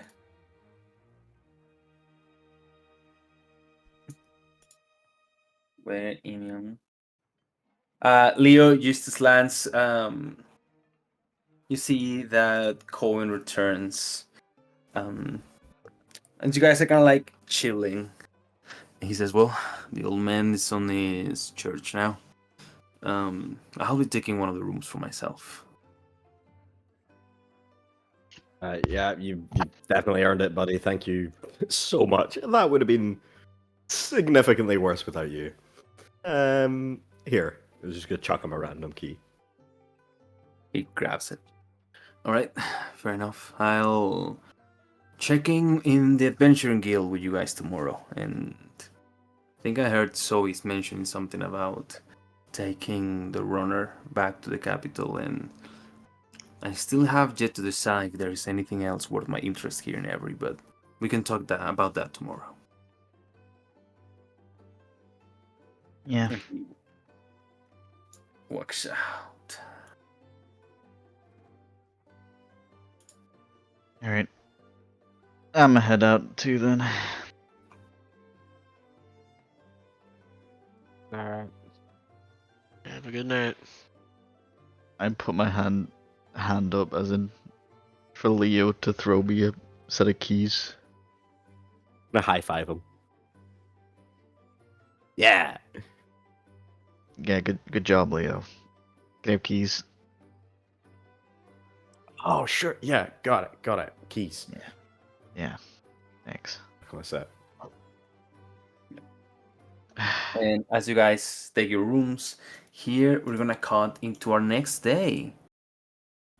And I'm gonna say that you guys kind of like, after getting everything done, everybody's kind of like chilling outside in the Ebri streets. Then the following morning, Varuna nowhere to be seen, by the way. As you're kind of like chilling outside of the Guild Stag, you see that Cohen and Isla are kind of like talking in the background as you guys reunite. Does anybody have a bit of paper? Anybody paper? Anybody? I do.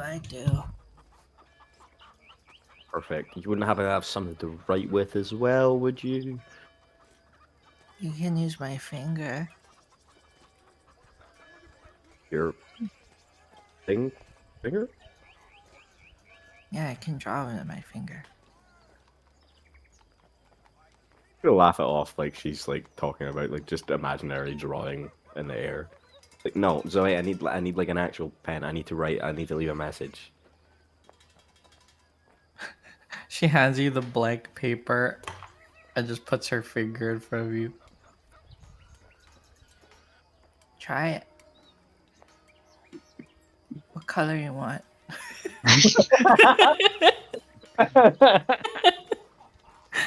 You look at her with the most dumbfounded expression on this. Can somebody help me, please? This is.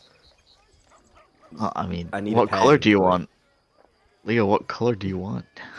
It's rude to not answer a question.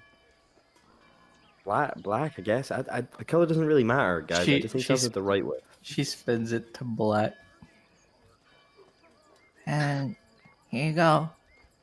Just hands her head to him.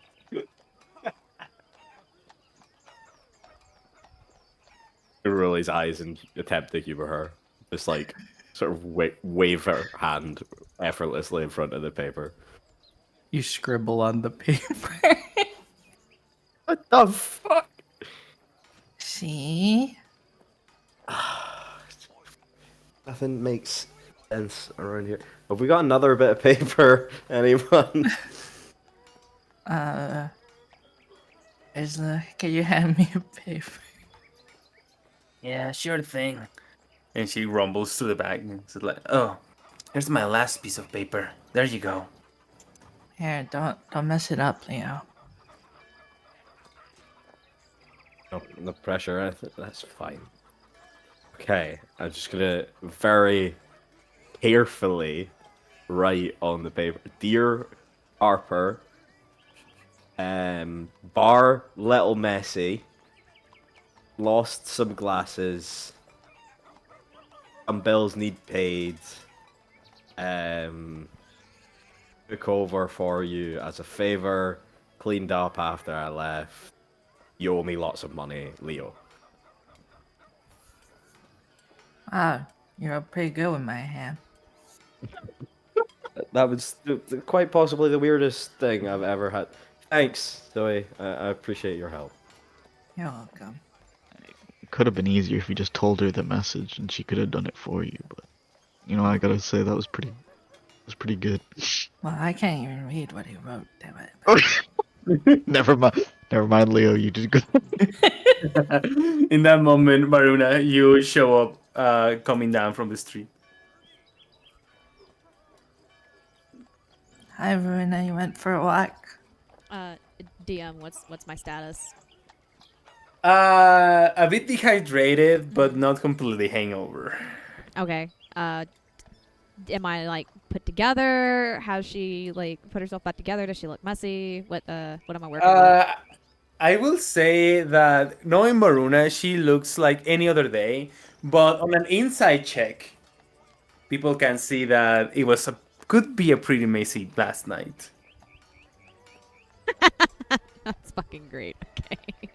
I'll do an insight check. All right. Well, you gotta Who's hop winning? in your Somebody step, did Varuna. You notice a couple of like hairs out of place from Varuna's like hairstyle, makeup a bit hastily made, Lance. I'd probably just assume it's the alcohol from last night. No.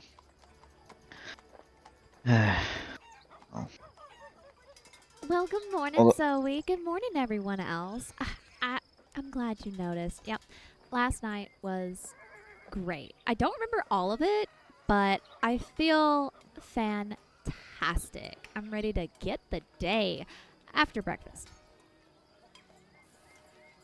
Well, I have some leftovers. Oh, really?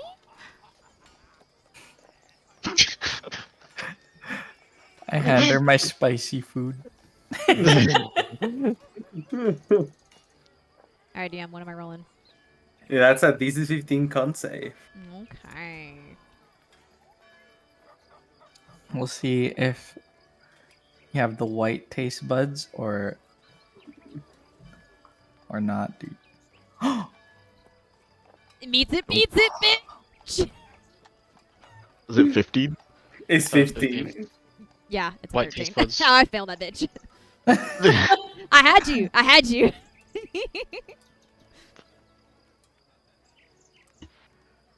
So,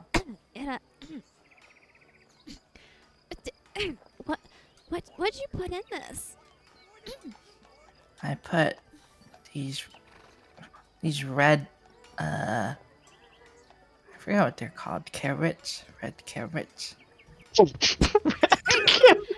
Eustace is behind her, shaking her head. Shaking his head. She starts like fanning her mouth. Carrots are red? What are you talking about? Oh, You just told me to put carrots in it, so. This is your doing.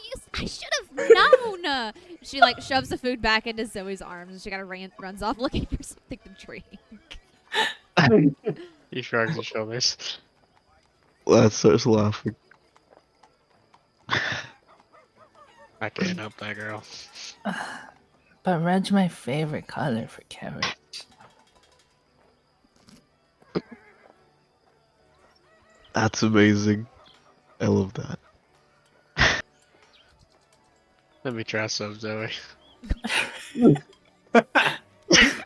This man has no ability to taste capsaicin. I bet you. Just watch. I hand him my leftover meal, dude. He'll take a spoon, and he'll put it in his mouth. You'll literally see the food just fall through his body. Face round to me. Falls out the pant leg, dude.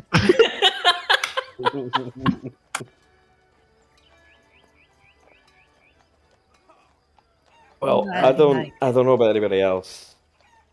I could very much do with some like extra supplies. I've got nothing left.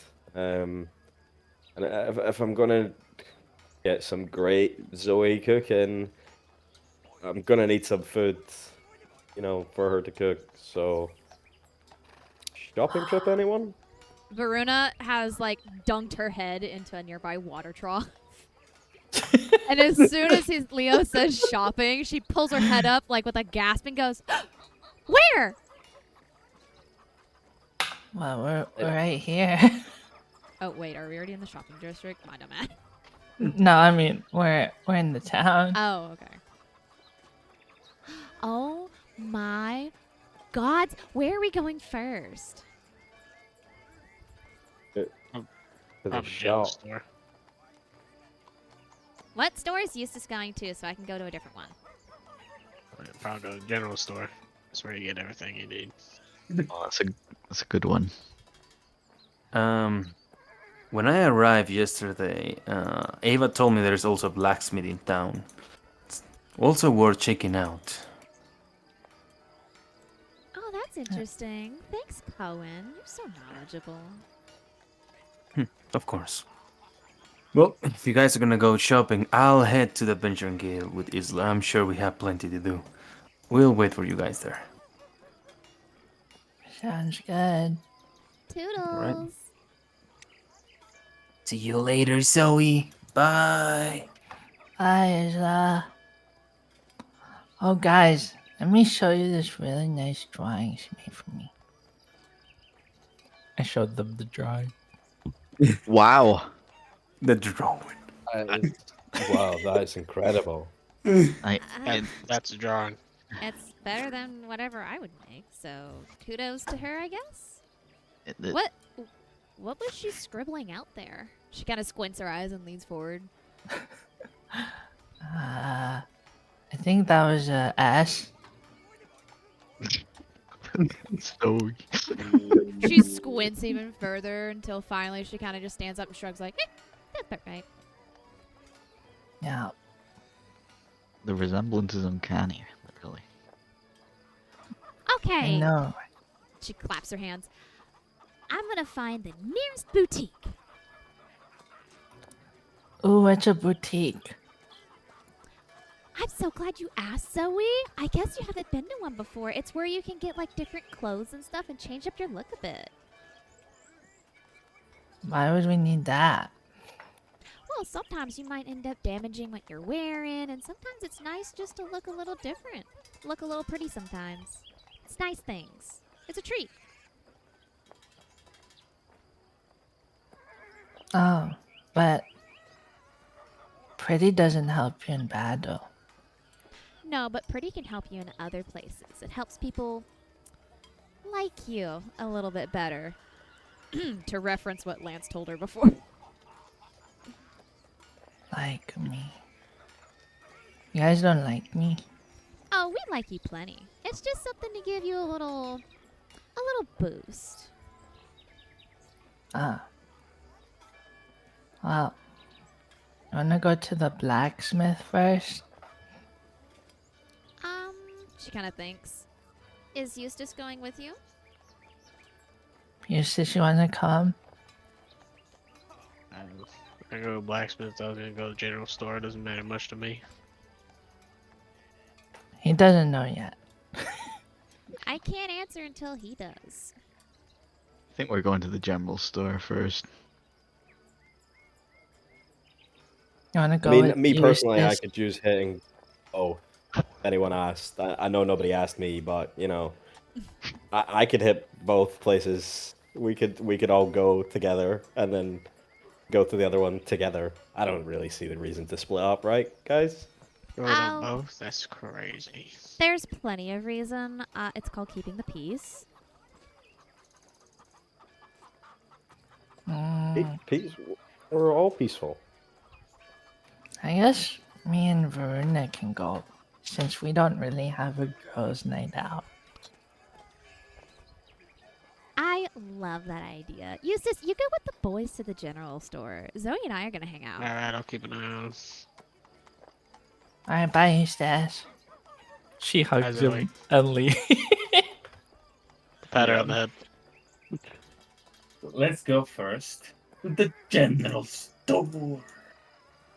You guys arrive, walking a couple like paces down the street until you find big board at the top that reads Loranzo's General Store. By the 12, a skeleton, my town. That's me. Oh, you must be that drifter Ava was talking about. What can I do for you, sir? I'm gonna need some rations.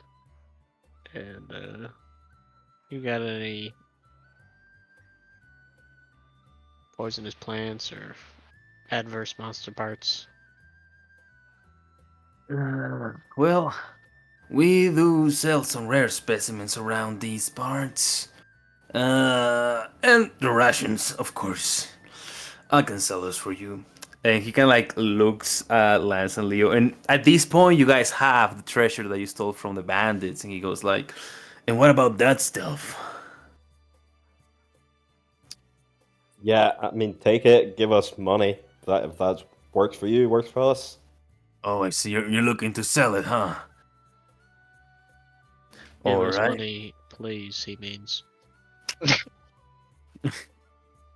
All right. Let me see what you have here. He kind of like rumbles through the stuff, and he says, you know what? I don't normally do this, but since Ava told me about you guys, and I do have a conscience, it looks like you guys have here a piece of stuff that it might be worth more than it's supposed to. Here, take a look at it. And he can like rummage the stuff until he pulls this out of the pile of just junk. It's in the part inventory. Oh my god. Oh. I'll be happy to take it off your hands, but I feel like that could be put to some use by a drifter. That does look really useful. Yeah. We'll hold on to this.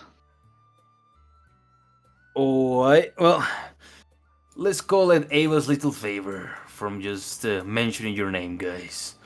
And he grabs the rest. So, how many rations do you need? God, we should have figured out how long we're gonna be traveling for. Yeah, that would have been smart. Gonna count on my fingers. Just like 1, 2, 3, 4, 5, 6. Gonna get to my end of my fingers and just be like, 10, 10, I guess, 10. 10 rations? That's it? And All each right. thing. Yeah. Each. Each, so that's 30 rations then. Yeah. Hey, Don't. do you? Now I'm thinking about how much stuff we're gonna need. Do you know where we could buy like, I don't know, a card or something? A card. Well, we do have a bunch of them being selling around. I'm sure you can pick one for yourself for around 120, 110 gold. Maybe to the workshop or the blacksmith. I believe Sylwen might have something to do with that. Or you can head to the Montante Ranch and see what they have down there. But what a range. The Montante Oh, yeah. Ranch. That guy is kind of Guys, I like a forgot big to tell shot you. right here. It's great. The horses there, they're like basically just like Eustace. They're so cool. They're like undead horses or so. I don't know. They look really awesome with like horns and wings and stuff. And now that I think about it, it might not have been horses. It was that weird lady that came in for the delivery last night. I think she lives there or is throwing a party there or I don't know. She said she'd give me a horse. You got a free horse? I don't think she said free, so to speak, but I mean, I'm sure I can persuade her to make it free. I don't. How much her horses can't be that expensive. Ain't nothing's free in life, Leo. Well, that's just a bad attitude. All right. How much for the rations? Well, I can sell you 30 rations for 300 silver.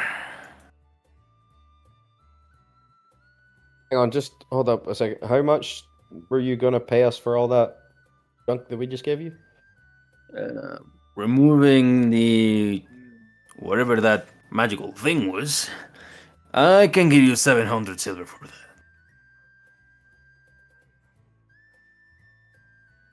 That's just me.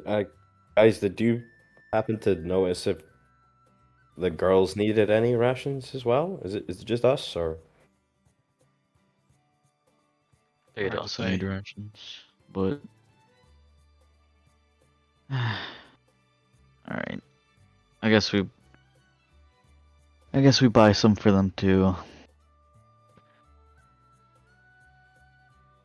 Let's make it 50 rations, please, good sir. All right, 50 rations. I will be 500.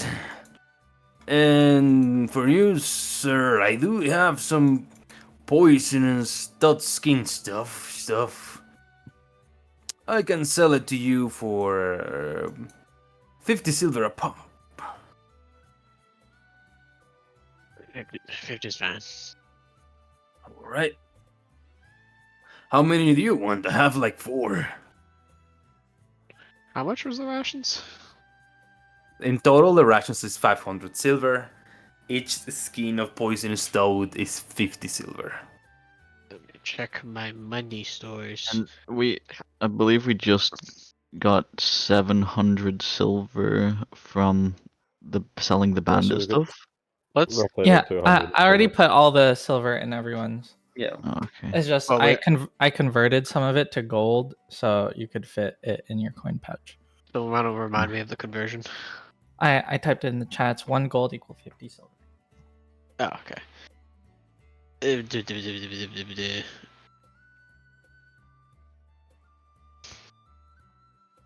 My brain. So for 300 silver is 6 gold. Yeah. Yeah. I'm just processing. Each of us give 100 silver. It's 100 silver each for the rations. And okay. I plopped down 100 silver and 3 gold. I'll just take 3. And he kind of like hands over you like these packages of like dry food forward towards the counter. And he begins to grab the skin toads and says, "You said 3 skin toads? Yeah, 3. All right." And he kind of like puts it on a paper bag, puts it on the counter. All right, boys, that will be it. You sell Something any else? potions, by the way? Well, I happen to sell some, yes. I do still have a couple from the last time those alchemists were around here. And he pulls these bad boys.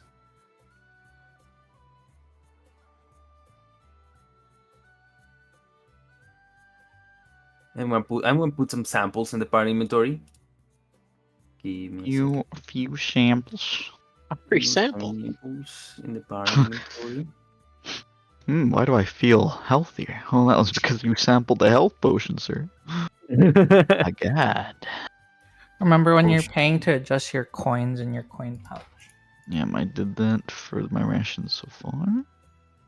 I don't really feel like doing money exchange RP. If everyone just wants to Yeah, reduce 100 silver for the rations.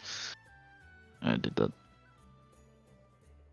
And he says, "Well, for these here potion of healing, I can get it myself. Get rid of those for 500 silver each or 10 gold. Oh my god, my pockets. And for the minor mana potion, I'll tell you what, boys.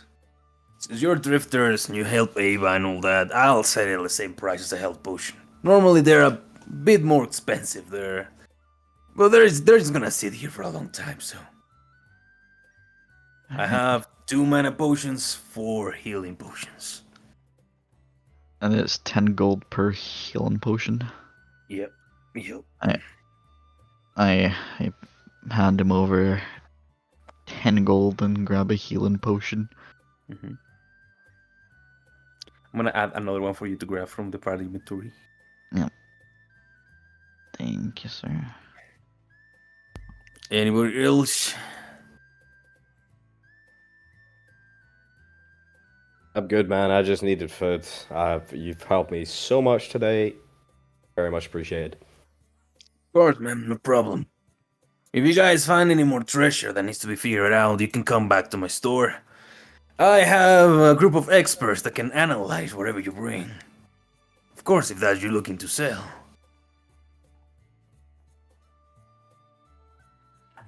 And he takes the potions back.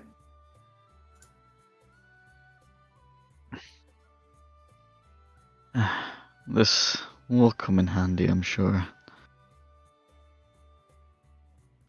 Alright, you guys ready? Yep. What's See you next? next Do we hit a time. blacksmith? Or... Yeah, might as well. And we're gonna cut to the blacksmith before we go for a break, mandatory break. As we go to Sylwen's forge, Zoe, Varuna, you kind of like see these forge kind of like towards the outside of the heart of Ebri. As you kind of like walk inside, you hear the smacking of metal against a burning hot iron. And in that moment, without looking back, you're greeted by the voice of this man. He says, "Two women and very deadly people. What can I do for you?" Oh, he's blind. Varuna takes her time to look him up and down. And then she looks over at Zoe to let her talk. I have a bunch of monster weapons. And she drops a pile of large weapons.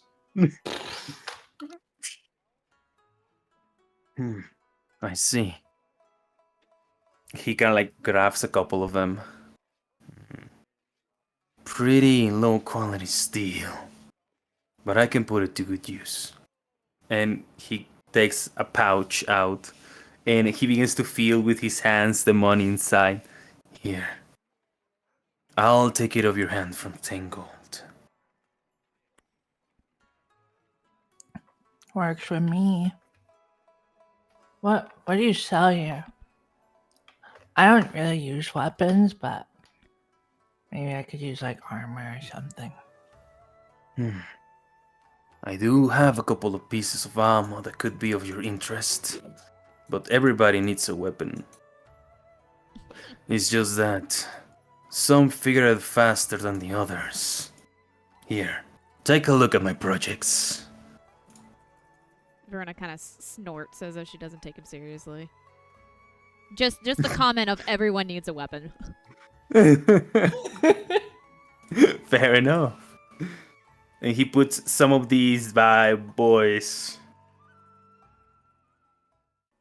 Oh, look at that dagger. It's so pretty. Yeah. And let me show you the project that I'm working on. What's that? It is not completed, but I call it Fang's Ghostly Rapier. Oh.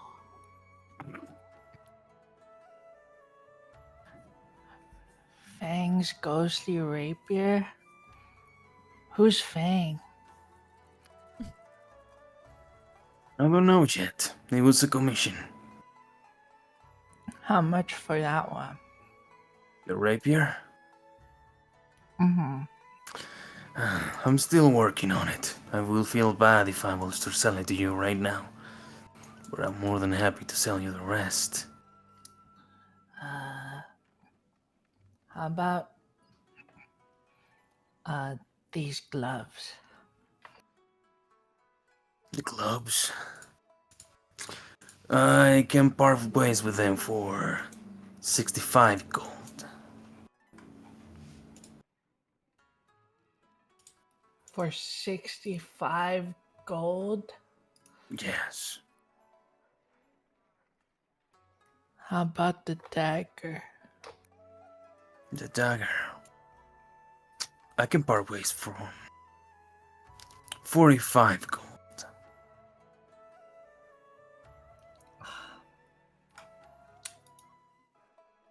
I really want this and that one. But I only have this much monies. How much money is that? Sorry, I cannot see. Zoe, you gotta be a little more descriptive when you talk, doll. He can't see what you're pointing at or what you're saying. Oh, shit. I want these gloves and these dagger How much for both of them? How much for both of them? How much did you get? I have 98 gold 98 gold. only. I see. Well, It's only a little bit of money. relatively. Varuna was about to open her mouth to try and haggle, but as soon as Zoe tells them all that she has, she kind of just puts her head in her hand and just shakes it. He thinks for a second. What is your name, young one? I'm Zoe. Zoe.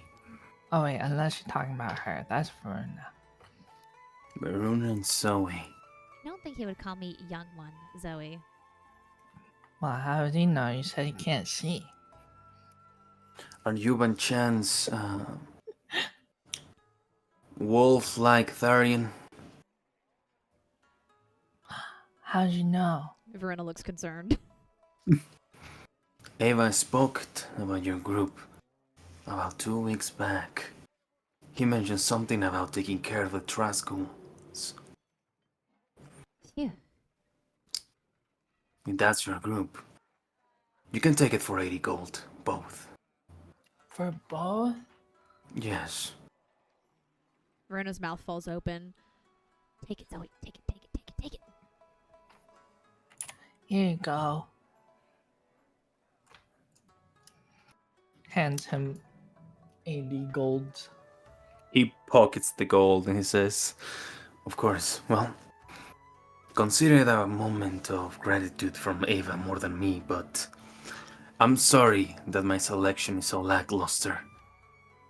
I ran out of good tools to smith. I ordered some from the capital, but they were stolen on the way here. No, I mean it. You're fine. I mean, whoever Fang is, she must be a baddie. Couldn't say for sure, but it sounds like quite a dangerous person. Just like you two. I cannot see, but I can sense that. You two are quite dangerous yourselves.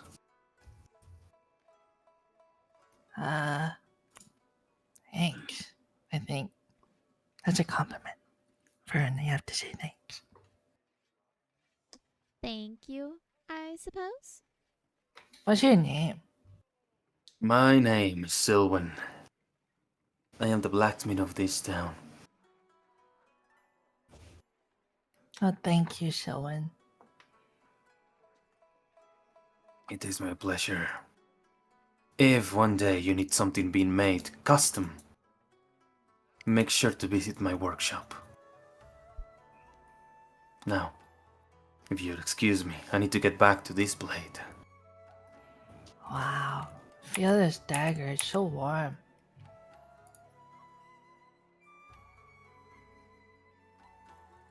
Hands her the dagger to touch. But what do I feel, DM? You feel the inlays within this blade, kind of like show sparks and little embers of flame as you like swing it a little bit from side to side. It kind of like warms your hand, but it's kind of like holding a lighter, you know, Oh, sensation wise. It's pretty. Do you plan on using it? No. I Then- suck with knives. Then why'd you get it? Um, You don't strike me as the materialistic person. That's me. well, I know Lance uses some sharp, pointy sticks like in the kitchen. And then, Well, he already has a dagger. Why get him another one? Why get him one to begin with? You spent your money on that. well, I don't need my money for anything. You just said I'm not very materialistic. Well, no, but money gets you food and it gets you safety, and it's a lot more useful than a knife that you're just gonna give away. Well, I can get me food. And I'm safe. Okay, what about the other thing? You plan to use that, right? Yeah. Okay, well, are you excited to use it then?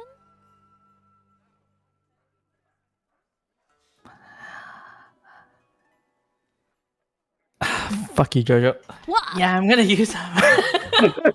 What? What did you do? Because obviously I fucking planned to get this for Dave, but then actually I should probably use it for myself because now I have no reason to give it to Leo. Yeah, I guess I'll use it myself. I was planning to give it to Leo for some reason. So you're just gonna give everything you just got away? Yeah, why not? I You guys do so much for me. mean, we might work together, sure, but like, out. Okay, I guess that's Why, on you want it? You want it? You can have it if you want it. I don't even know what that is. It's gauntlets. It's like gloves. Do they control magic? No, it's like armor. You know armor? Oh, I don't know if that would help me very much then.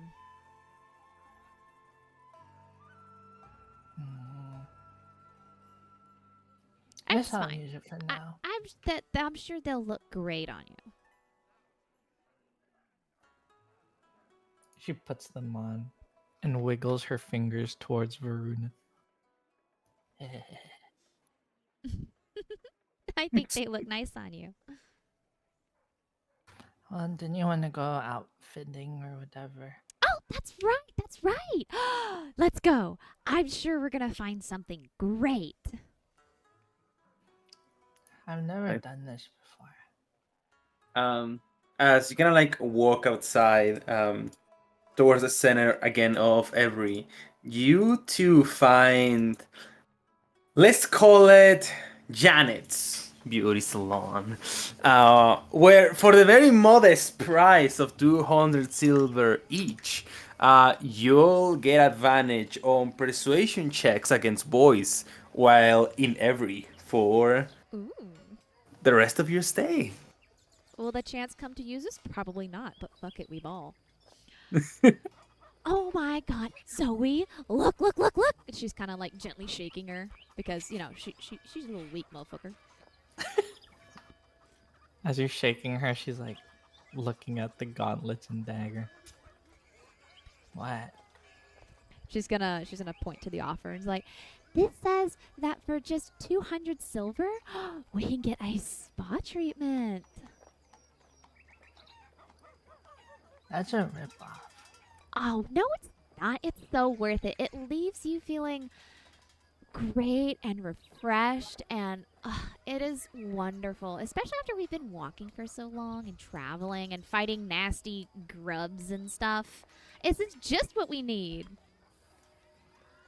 But my mom always told me that beauty products from the cities are like a ripoff because they're trying to make women think that they need these stuff to feel beautiful when they're actually just beautiful without it. See, and you already know you're beautiful without it. It doesn't say that you're ugly. It just helps you feel better because you get to get a massage and you're clean and you feel great. You don't have to join me, but I would like for you to. Fine. Some girl bonding time. Fine. Yay! She goes to like drag her in. You guys enter the beauty salon. As we cut to our boys, guys, you are walking down the street. It's around 12 p.m. noon in the evening. Well, in the afternoon. In the noon. It's exactly noon. The sun is quite high. It is actually quite fucking hot. We are like 25 degrees Celsius. We can see the cut like on your throat as you're swallowing like saliva from the thirst. Justus, you feel your bones extra dry today as the searing hot sun shines upon the city as you're walking looking for the blacksmith. By the 12, it's hot outside. Isn't it fantastic? Oh, I love I- the sun. Why would you love this? It's beautiful. Look at it. I feel like I'm Don't burning literally alive. look at it. I look up at the sun. Don't literally look at it. Oh yeah, you don't have eyeballs. We can hear it's like the sound of a frying pan, you know, when you leave it sizzling hot, that little zzz, you know, that happens. Just on your bones, Eustace. It's too bad today. I put a water skin to my tongue, and as I do, it's already gone. Evaporates as it hits the tongue. Yeah. There's nothing to help this. We need to get inside or get cool fast. I don't know if I might look like Eustace by the end of this.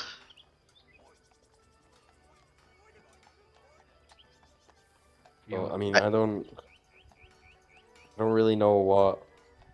Just gonna have a quick look around to see if there's like any interesting shops or restaurants or places nearby. Yeah. As you kind of like look around you, you see a bunch of houses, a bunch of fruit vendors, but then suddenly you see a beauty salon where you see these two women inside. Being you know, there's like a lady sitting down with like a palm leaf looking like stuff, just throwing a breeze of air towards these two girls.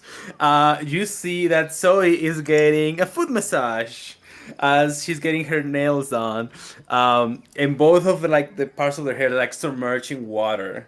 Varuna especially has to like cucumber pieces on her eyes, just relaxing. Are you guys seeing what I'm seeing? It's the lawn. In the salon, Eustace. I wonder how much power those girls will need to massage Zoe's feet. I feel like she wouldn't feel it unless they were really going at it.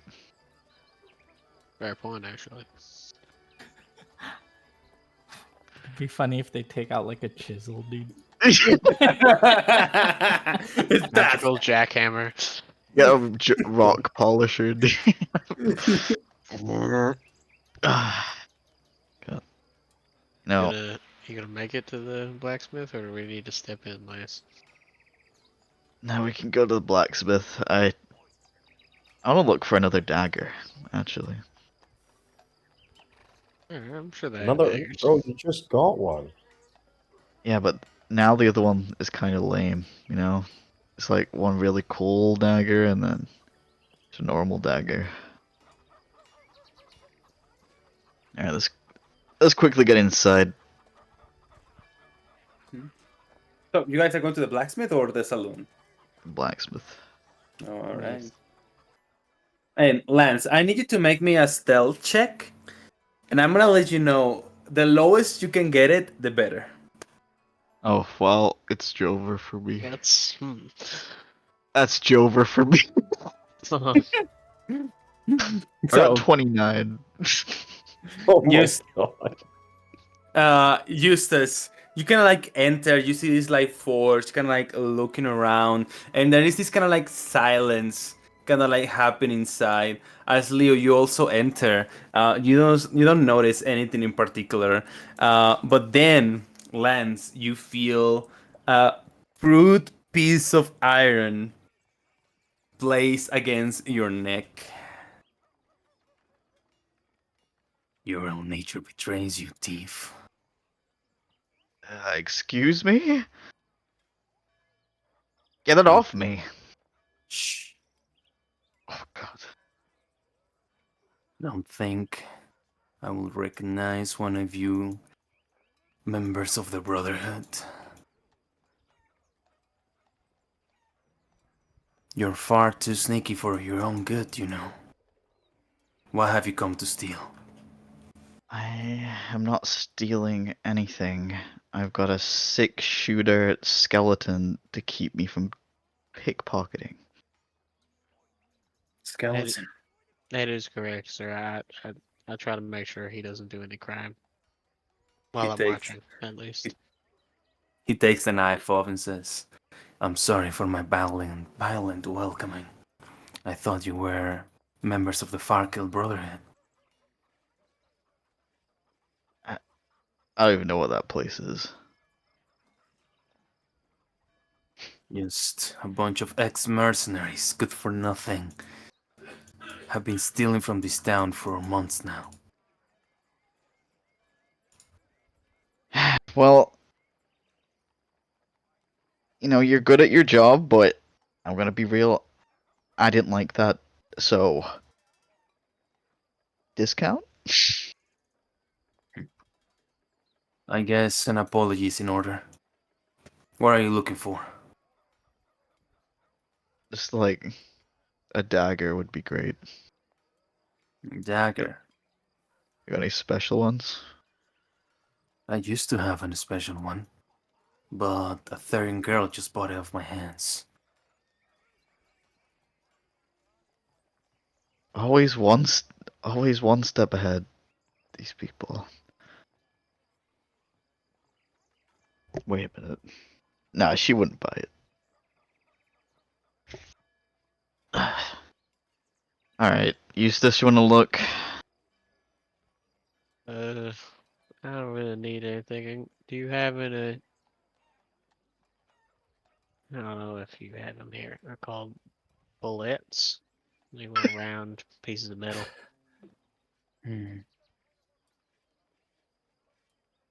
I know these bullets.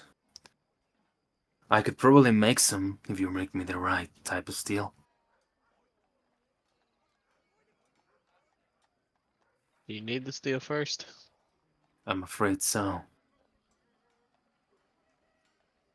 Well, All that I shit. gathered is very low quality steel I got from monster weapons. I don't think your gun will like the type of steel on it. After all, that's a human-made weapon. You got a good nose for these things.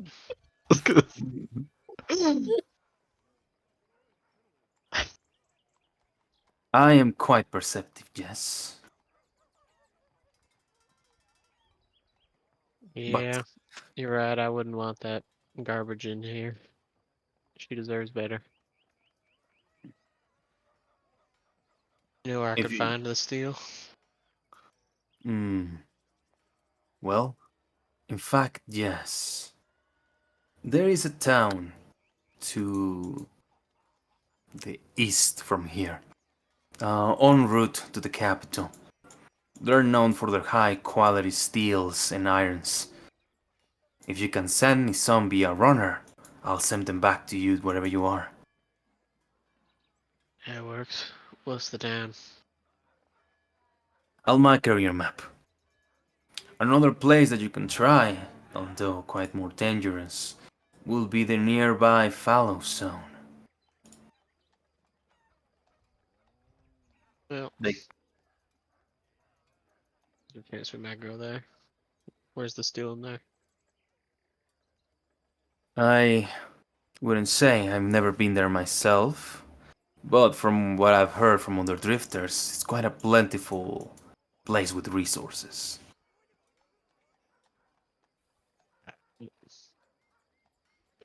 Thank you. I do not trust this guy to mark down on a map where we're going.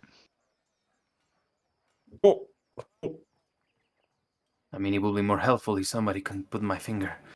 Well, but I mean, but then we don't know where it is, so I put your finger. No, that's okay. Do you Here. have your own map, like a braille map? Point me towards these mountains on the map, and he names Wait. the mountains. They're right around here. He points. All right, then it should be about south from here. There, and he marks inside the lake of Ebri. Very clearly wrong. Eustace nods. Alright. I'll get right on that. Thank you, sir. No problem. I turned to Lance and Leo. You boys know how to swim. I do Not not- well. I do not believe that's where he actually wants us to go, right? That He's a has to be wrong. blacksmith. He's blind.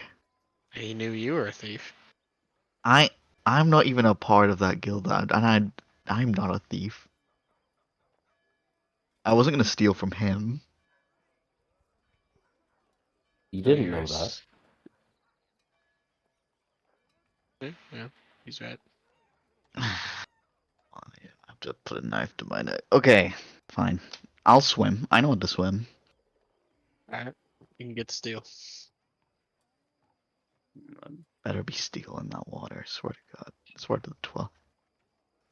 Let's go meet up with the girls. I think we're ready for the Adventurers Guild, unless Leo wants anything.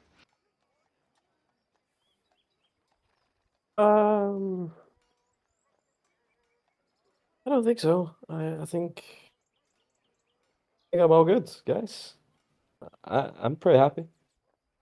As long as the sun's out, you're happy. I know that. I'm such a big fan of the Sin of Days, Leo. Huh? But why such a fan of the Sin of Days? I mean, it's kind of my thing, you know. You like pull apart his shirt a little bit, just sort of like sly wink. Like I kind of like the sun. It's just my thing. Why? Why? Yeah. I don't know actually. Somebody close to me gave me this tattoo when I was younger. He said it matched my personality or something. I don't know. I kind of just took it as my like sort of lucky charm. Plus, I mean, as I said, the sun is beautiful when it's out. Just like the sun, your personality is burning. For sure. And we're gonna cut Thanks, to man. the Everest Guildhouse. Praise the sun.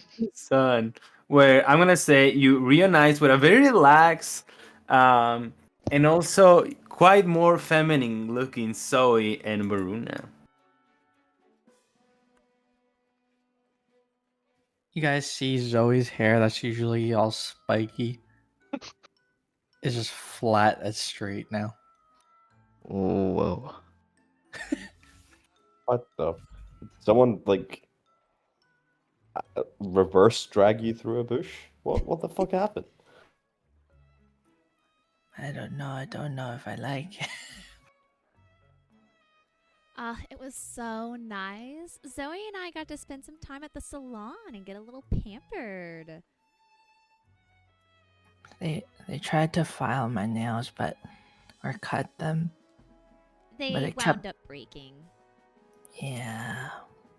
After the fifth one broke in half, they gave up. I think she gets most of her nails filed on the faces of the people we fight, so. You guys look great. Thank you, Lance. And she kind of like hugs Zoe close. I think so too. Really? You think this suits me? It's a different kind of good on you. The scruffy is endearing, and the clean looks nice on you too. She does like a forced smile. Beautiful.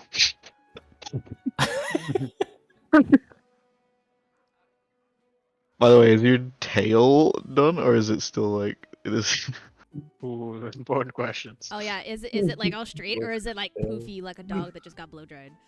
It's poofy like a dog that just got blow dried. Oh my god, I love that. Yeah, you. I mean, I think the only thing you're missing on the tail is a ribbon or something.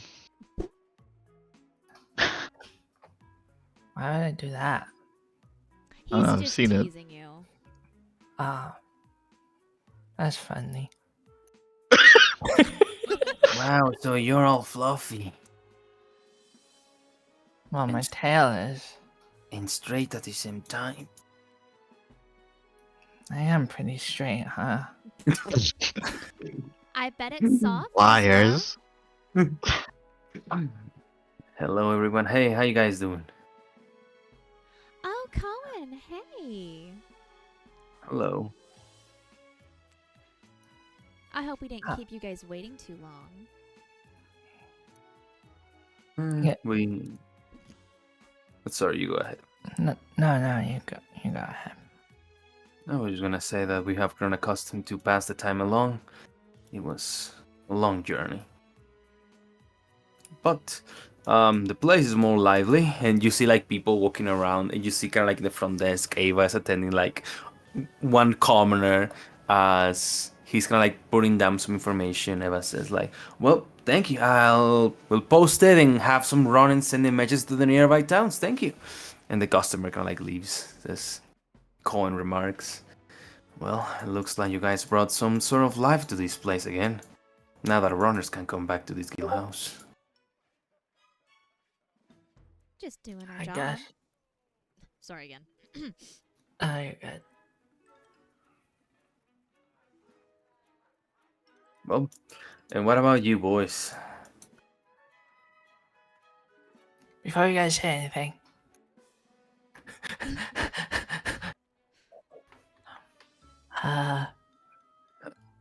I got you this. And Wait, you got this? ta-da!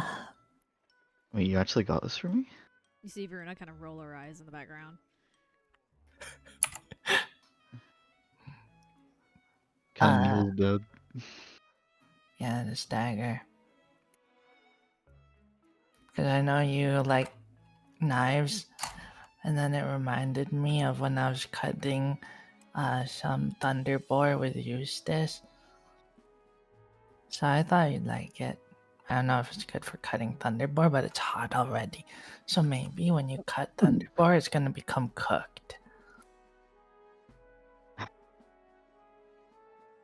You're actually giving this to me? Okay, if you don't want it, you can just. No. Thank you. Like, really. Here, I have a present for you too. And without consulting anyone that knows about it, I'm like, take this. And I give her the poison talon shell.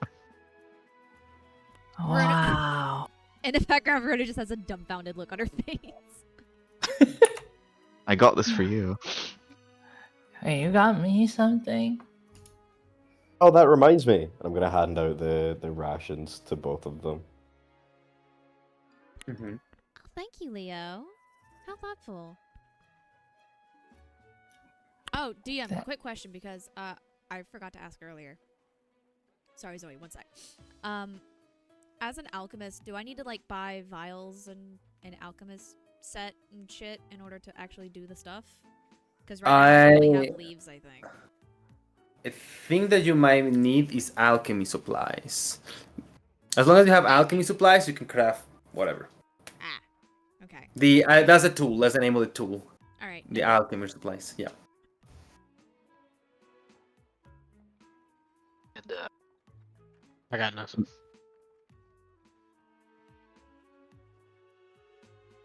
This charm makes your attacks more fierce.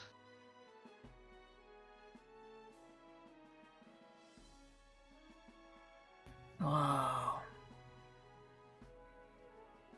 She holds it in her gauntlets.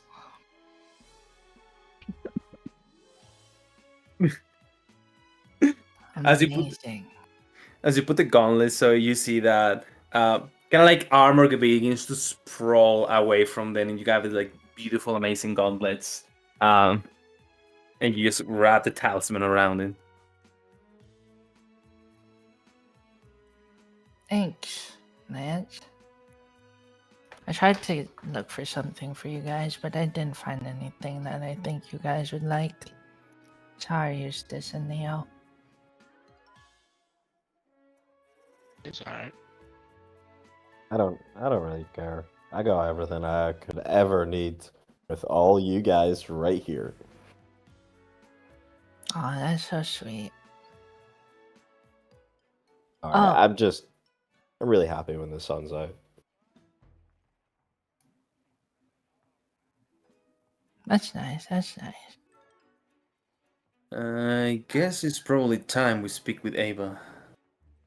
Yeah, aren't we supposed to go to the capital?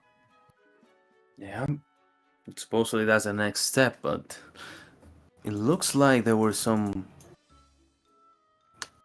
very military-looking guys in the morning, so maybe you guys could take a side trip, but let's ask Ava first. I really wasn't paying that much of attention. And you guys approach Ava as she's like, finishing talking with a different customer. You guys arrive and says like, "Oh, hey guys, welcome." So, I know why you guys are here. I did some research on this. I couldn't really find anything about the crystal, so I thought about the only person that can help us. We need to find my big sister's mentor, Theon. I don't really know where he is, but I believe the guild master from the capital is a great friend of him. So, if you want to know more about this crystal, that's where you guys need to go.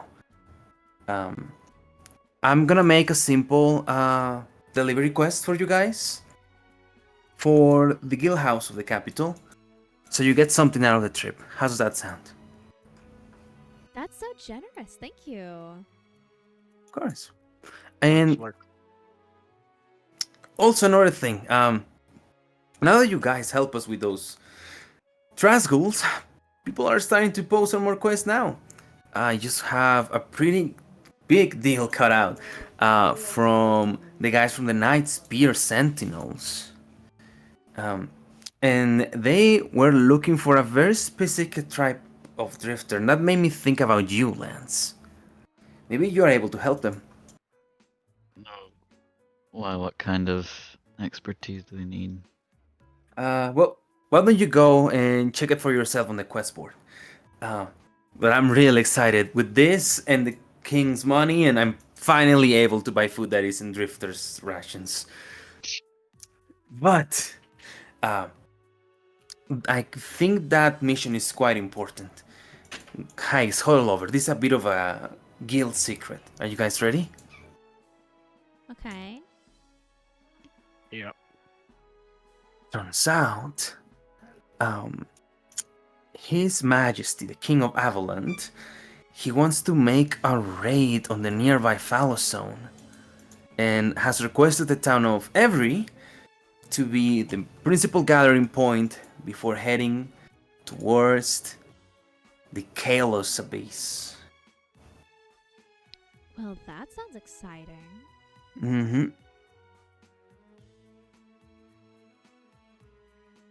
But why don't you go and check the quest for yourself?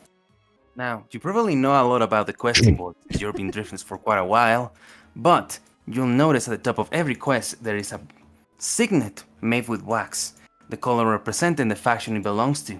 These ones happen to become from the Night Spears, the main protectors of the Fallow here in Avaland. It's a pretty close nearby quest. I believe you should be arriving there by like less than a day. I believe they will even provide you with transportation. There's a guy outside of town. I mean, I think it's worth it because we just spent quite a few gold pieces, so 30 each. Wait, Be guys, nice. there's scooters now at the levitating gate.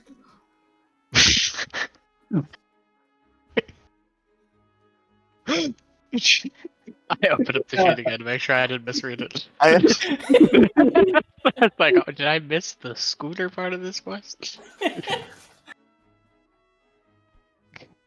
Scooters. Sorry. This is cool. I mean, I What's a scooter? I I don't know. I don't know. I Eustace, it's hardly your know time to her. sign. Tell her the truth. Hardly know. I told you I hardly know. I don't know what to say. Guys, I think this is a good question. I think we have the scooters. I think we can levitate with it. Zoe, I don't know if you're reading that right. I can't find any scooter on here. Do you mean Scout? Oh, Scout? Did you read it wrong? Maybe it says scooters and no, it says Scout. Yeah, that says Scout right there in Leviathan's Gate. Where'd you get Levitating Gate from? Guys, I don't know how to tell you this. I can't read. Yeah, you said that before. That's right. That does make a lot of sense. But from when I looked at it, it looks like scooters now at the levitating gate. No, Zoe. It says that a scout is needed at Leviathan's Gate. What's a scout and Leviathan? Here, don't worry about it. We'll take care of everything. We just need you to come with us. Oh yeah. Okay. She's gonna snatch the paper off of the quest board. All right. Here, watch this. Oh. Nah. Oh shit! I just Man, picked up the fucking quest in Witcher 3, dude. Oh, God dang, man. This Well, was ain't my this face, immersive. dude.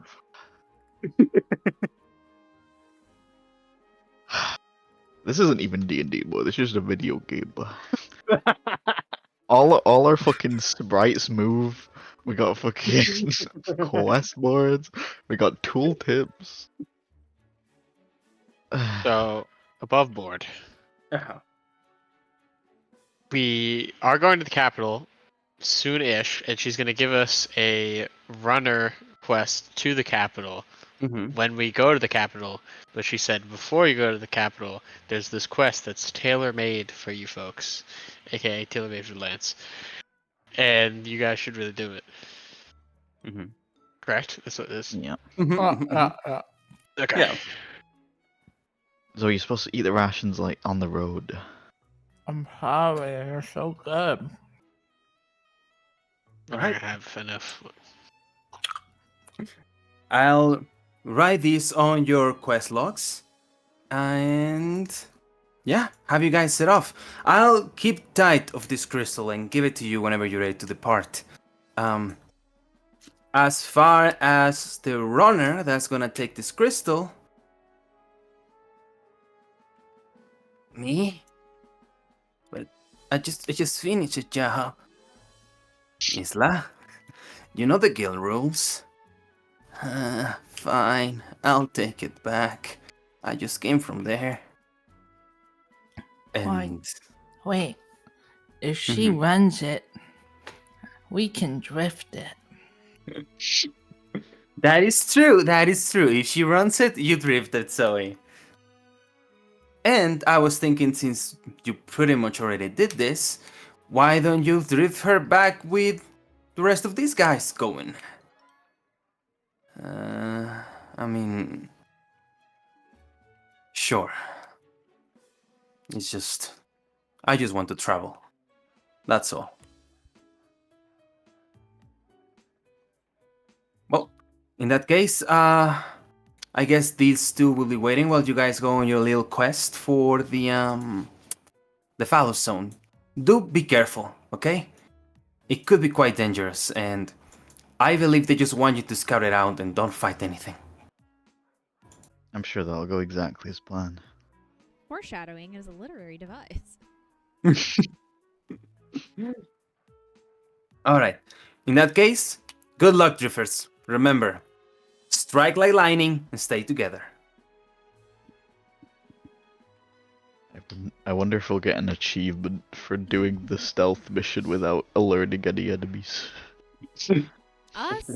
Totally. Funny joke that we never complete the stealth mission. Disable the alarms. Well, they said they have transport ready for us outside the city. Do we just head there now? I mean, if there's nothing else that we want to pick up. Oh, I want to run by the general store real quick, so I guess I'll catch up to you guys. Alright. Alright. We'll meet at, we'll just get acquainted with the caravan people. That's fine. It's just one little thing. I don't even know if they have it. All right. What do you want to get from the general store, Varuna?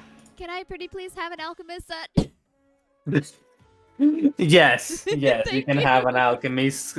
Yeah, we're gonna skip that and say you got an Yeah. alchemist set. Normally it's 10 gold, but let's make it 8 because Ava's helping you guys. Whoop-woo. Okay. Oh my god, she came out so fast. I told you it was quick. Yeah. Eight. 8 gold, but what, you'll make it 7 because she's looking extra good from the Bro's a man. Extra He fine. does have extra persuasion. Oh man. yeah. I do. I do. And it is a man. If you roll me a persuasion check with advantage, DC 16, I'll skim off another 2 gold from it.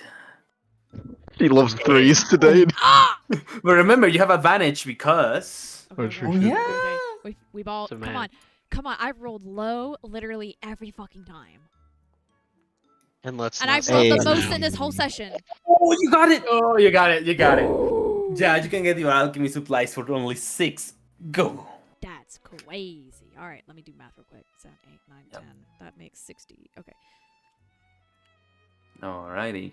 And you guys head off towards the edge of the town, where you guys can like find the stables, and there's this guy that has a pack of Bell Streets, kind of like waiting, right there. They're so fucking pretty. I can't.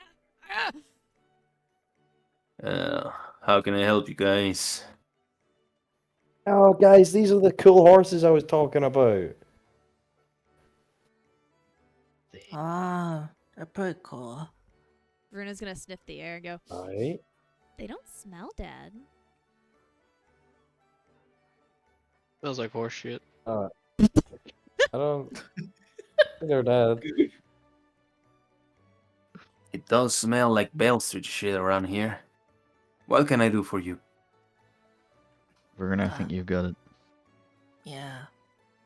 Yeah. Apparently you have big personality, so you should do it. I think she has the contract. That's what I think she grabbed it. So Wait, what? What I miss? I got distracted.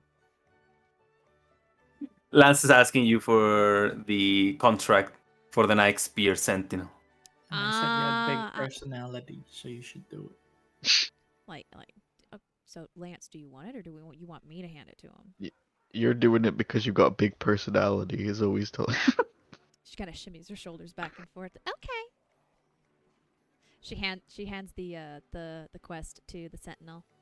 Well, we've decided to go on this quest, and we were told by Ava that you guys were waiting for us. Yeah, that's right. Very well, follow me. Take a Bell Street each. We're heading to Leviathan's Gate. Oh, we're riding. Wasting no time. I love it. All right, guys, let's go. Oh, Leviathan's Gate is not even a day away. Yeah. Exactly. Let's go. We barely Varuna. lose any time. Hey, Guys, hey, we hey, made Hey, that was GM. That was GM moving it, Hey. not B. You ain't I'm the sorry. I'm never- sorry. Hey! Don't Oh, drown the us. steel's right now. here. The steel's right here. The steel. Hang on, let me get naked real quick. That is steel. Sorry, Navigator. You're right. Please. Thank you. No, I'm kidding. It's the God, extra one. she's so shit at her job. Yeah, operate a map for ships. All right. Beyond the gate, you guys see this. Ooh. Oh, Is that like a bunch damn. of Is water? that the or- Fallow? Oh, you know what? You're right. You're right. Oh my god, we're Nice. playing You in guys- Shrouded, guys. There's your boat. You guys arrive in Leviathan's gate. Oh, that thing's crazy. Fuck, that's cool looking. My lord. My God, that's. I think Let's I get see a look. scooter over there. Little guy, they got scooties. I don't see anything levitating. Oh my And god. you guys ride on Bell Street. As you make it across a bridge over a flowing river, you guys can sense this eerie-looking gate is completely mad. You see guards posted from the Night Spear Sentinels at every single one of the walls. You see people kind of like in the entrance. So you kind of like reach the front part of Leviathan's gate. You see this black marble built with what appears to be very refined construction. It doesn't resemble anything that you guys remember, but you can see that there is patches of new construction built upon the old one, almost as if somebody found this place and renovated it for its own purpose. As you guys arrive at the entrance of Leviathan's gate.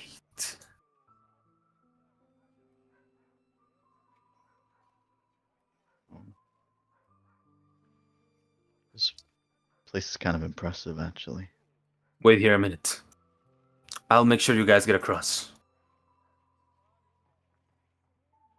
Darn tootin', this place big. Darn tootin', you're right. You know, it's God.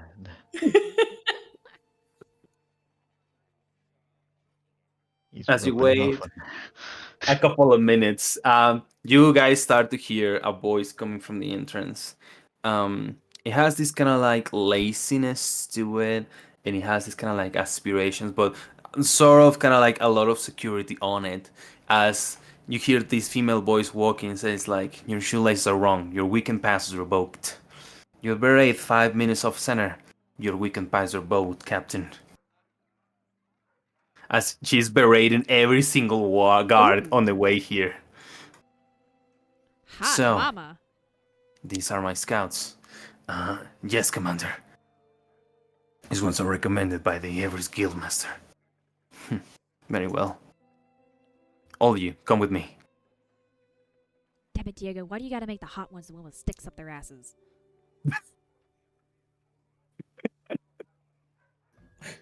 based off real life. And as you guys, no, look at that. It's for later. But Someone left their cobblestone up there after they made their Minecraft. All I'm saying is she is welcome to lead me wherever she wants, as long as I get to watch her go. no, right. And as you guys enter the fortress, the wall, she says, "Welcome everyone to Leviathan's Gate. This is the only thing standing preventing the Fallow from reaching into the Tire Vale." And you guys see these beautiful like towers made of crystal with islebite kind of like on top of it.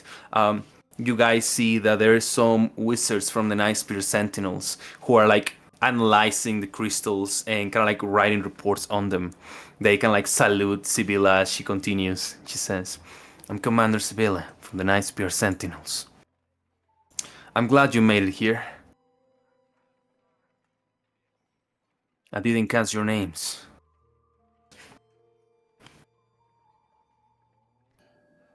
I'm Zoe. I'm Varuna. Lance. Eustace. And I'm the most important one. I'm Leo. Nice to meet you. Leo. Your voice reminds me of someone. Please don't talk. He laughs, actually laughs. This place is fascinating. How did the gates keep the Fallow back? Well, we have constant attacks every now and then. We make sure that we have a pretty tight perimeter. The mountains do most of the work. We just gotta make sure that it doesn't spill out and overwhelms the fortress. That is why the crystalline towers are set in place. Wow, that's one impressive job. No wonder they chose you for it. I will have you know, Lady, flattery will get you nowhere with me. Oh, I'm not trying to get anywhere. I'm just speaking truth. Take it as you will. Very well then. In that case, let me show you your place of work. And you guys are taken up above this like great wall overlooking the distance, and on the other side you guys kind of are able to feel kind of like the fallow begins to get into your senses, even for those that are more magically inclined, as beyond the horizon what you see is an endless sea and a starry night sky, even though it's 4 p.m.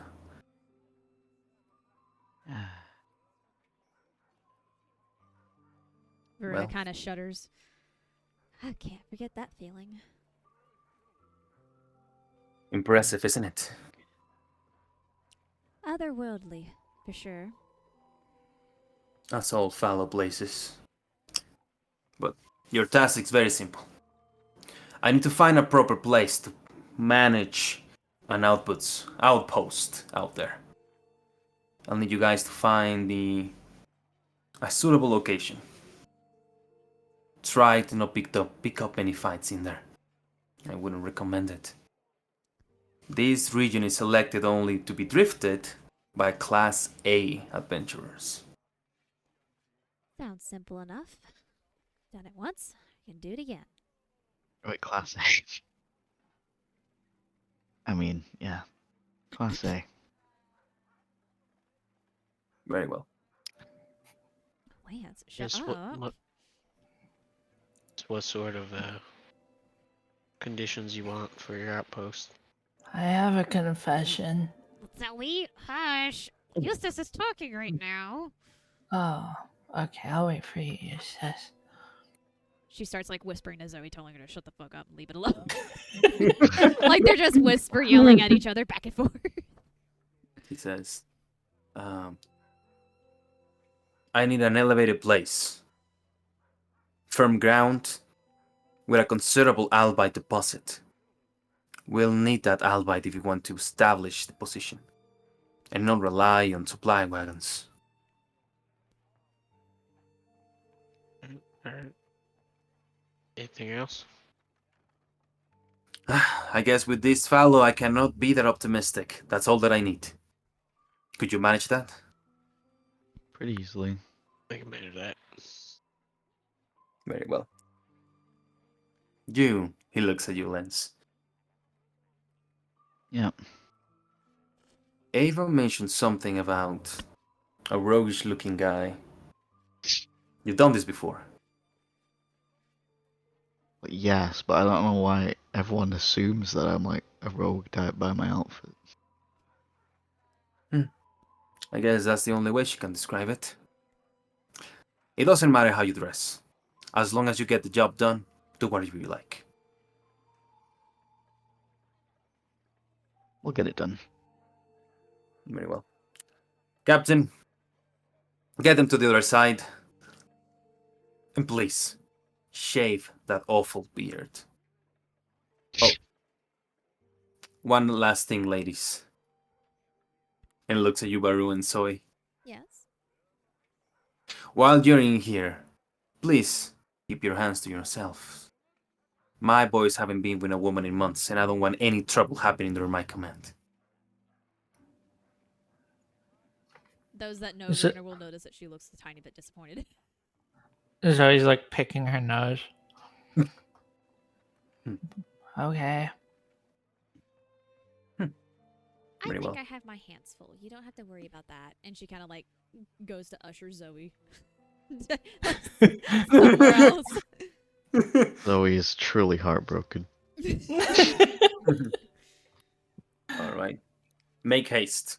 May the light of the goddess of fire shines your path and makes your return safe. Thank you, man. Once her back is turned, Varuna kind of like sort of snarks up her nose a little bit when she blesses them with a light comment. Very well. Follow me this way. Eustace is gonna turn to Lance. It does matter how you dress, young man. You dress for the job you want, okay? And you're dressed like a thief. I'm a professional in my field. Don't thieves not want to get noticed? That's the farmer hobo. I'm good at making myself, hard to track for sure, but doesn't mean I have to use those skills for illegal activities. I'm good at drifting, and I'm gonna prove that. I'm just saying you're dressed like the man that I would watch if you stepped in my shop. I believe that. And as you guys are like walk down through Leviathan's Gate, you guys see how there is like these huge war machines, ballistas, catapults, trebuchets, kind of like set up in place. You see all of the Night Spear sentinels training, kind of like on a courtyard. As you make it towards the other side of the wall, you descend on the other side. You guys see kind of like a built trench on the other side with a bunch of Night Spear sentinels just making posts and guards. Someone playing cards and doing whatever. They kind of like square up when they see the captain, and you guys kind of like finally arrive on the other side. And the only thing that you see is actually an ocean in front of you. Well, this is it. Off you go. Good luck, drifters. Thank you, sir. Thank you. Zoe waits for him to leave. And then when he does, she gets on all fours and shakes her head so her hair poofs back out. I hated that look. Lads blinks a few times. Beautiful, beautiful. Surprised you didn't fix it sooner if you didn't like it. Yeah, but I was trying to see if people would look at me more, but I felt the same. Maybe that's because people look at you all the time. Nah. Okay.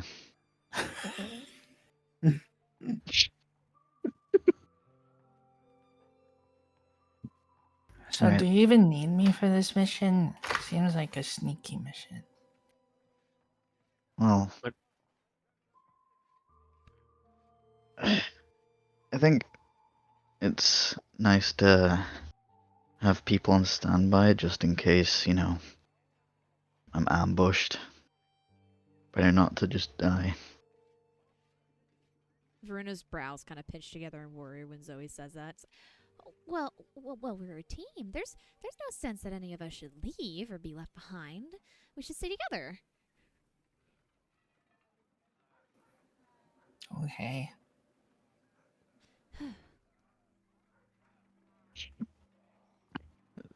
Almost like the opposite of Leo as he walks into like the fallow of like the darkness of the this different atmosphere. He takes a deep breath and smiles like now this is better. And Lance, as you enter into the region, you walk into the shore of the ocean, and as you take one step in, you realize you're able to walk in water. as you enter the Abyssal Tides. Oh, look at all the fucking things. And as you enter, as you guys are like walking over the water, you guys see schools of fishes kind of like swimming below you and above you. You guys see that the entire sky looks illuminated by stars, almost space-like. And you notice the gravity works in a different way. Actually, you see droplets of water, instead of running downwards, they're floating upwards. As they step onto the water and the feeling of the fallow kind of goes over them, a small smile kind of comes to Varuna's face, and she kind of shudders a little bit. It's like the hug from an old friend. Hey Zoe, remember that mention of levitation? Look, and she points at the water. Whoa. She jumps and bites the water. You're just biting the water, but you're able to stand on it. And in that moment, as you like stop for a second and the water kind of like clears out, you see these beautiful, almost looking like dolphin creature that kind of like meets your gaze and swims deeper into the waters. When it meets my gaze, I grab it by its tail. All right, roll me an athletic check, DC 16. Oh. Easy. It's not even that. She just met it. And you see Zoe just snatches a giant, like, looking dolphin-like creature out of the water. It just, like, moves back and forth. I was trying to swim back. She bites its neck. Oh my god. Brother. And then... Here, Eustace, we can cook this later. I looked to make sure she didn't like bite it in half. No, just to let it bleed out. Varuna's jumped back. She's looking a little disgusted. She walks away. Yep. Just throw that in the bag. That'll be for breakfast. She has this dolphin that's bigger than her and puts it behind her, and it disappears into her cave. I don't know why, but I always view dolphins as like, I don't know, less fish than normal fish. Like, I mean, if you think about it, they are fish. I mean, they are fish, but I don't know, I just feel whatever. We'll eat it. And Lance, since you are the one with more experience in this type of situations, you just see this incredible looking ocean in front of you. There is like the ever so sporadic kind of like island, kind of like piercing through the horizon, and you see these ancient ruins kind of like dotting the line. Every now and then you guys see like a floating fish kind of like swimming across the air, as you see a full-on ecosystem kind of like sustaining within itself of this fallow. How would you like to do this, Lance? What's the plan? The first thing I'm gonna do, or I would do it, but it's no longer on my character sheet. I can't find it. But I want to cast Long Strider on everyone. Oh, Stride. There we go. Go on party Alright. interaction. Yeah. I got it. It says Stride now. Tooltips with Kana. I'll stand here. You don't have to stand there. It's 10 feet. Okay.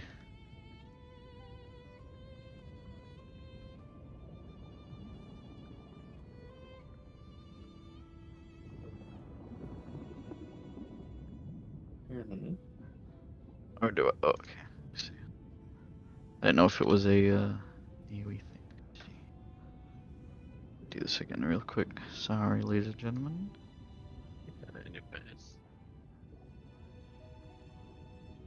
There we go. We're all stratted up. And then he's gonna. So we're looking for an elevation and for like the orb below the albite, right? Yeah, we're looking for albite Yeah.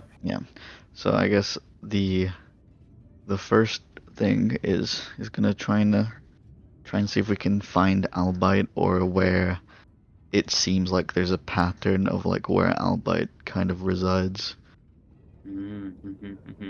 Perfect. Here the question is: are you proficient in survival? I believe I actually am. Yeah, I am. Live motherfucker. Go ahead and roll me a survival check. Yes, sir. I might use my inspiration for that one. Very well.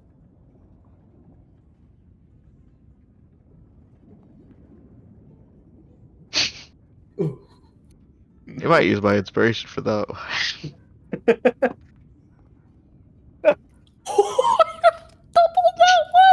The rolls are crazy. You might as well use your inspiration for that one. It's surely not 3 times in a row. If it's another nat one, I'm gonna leave the Discord. Oh, thank goodness. All right, well, It's still ass, but it's not as bad. well. Yeah. It's gonna So be what does an Albite look like again? 11. All right. Well, I'm gonna say that 11. for you, you've never quite been in a fallow like this before, but you're able to kind of push forward. But I would like you, Lance, to roll me stealth checks as you're like walking to the fallow. You know that the party isn't that prepared to take onto the fallow. Yeah. Motherfucker. And with that 24, you're kind of like able to move to different areas without being seen. And as you guys kind of like traverse the first part of this fallow, you notice this kind of like looking shipwreck lands. Please roll me a nature check on it as you're kind of like scouting it from far away. That's much better. Yeah, and you're proficient in nature too. Damn. Hell yeah. So, Lance, as you're like watching over these looking shipwreck, you notice what appears to be a group of Trasgulls. You know that the Trasgulls can sustain the fallow to a certain degree, and you see them kind of like fishing, nearby this shipwreck, and you see that they have kind of like some of them are putting tendrils from their hands. They're kind of like sucking the nutrients from the fish. And then one moment, a group of ghastly ghouls kind of like descends from against them from the shipwreck and just annihilates them. You notice that they appear right close to them and they sort of wave their hands around and take away the life force from these Trasgulls. Friendly. I can like discern that these seem to be like a bit too much for us to handle potentially. Yes. Yeah. Okay, so no to the shipwreck then. I'm gonna keep an eye out for like any like landmarks that seem habitable in terms of like high up places. Just anywhere, yeah, like that. Awesome. So you're like moving ahead again. Give me another survival check.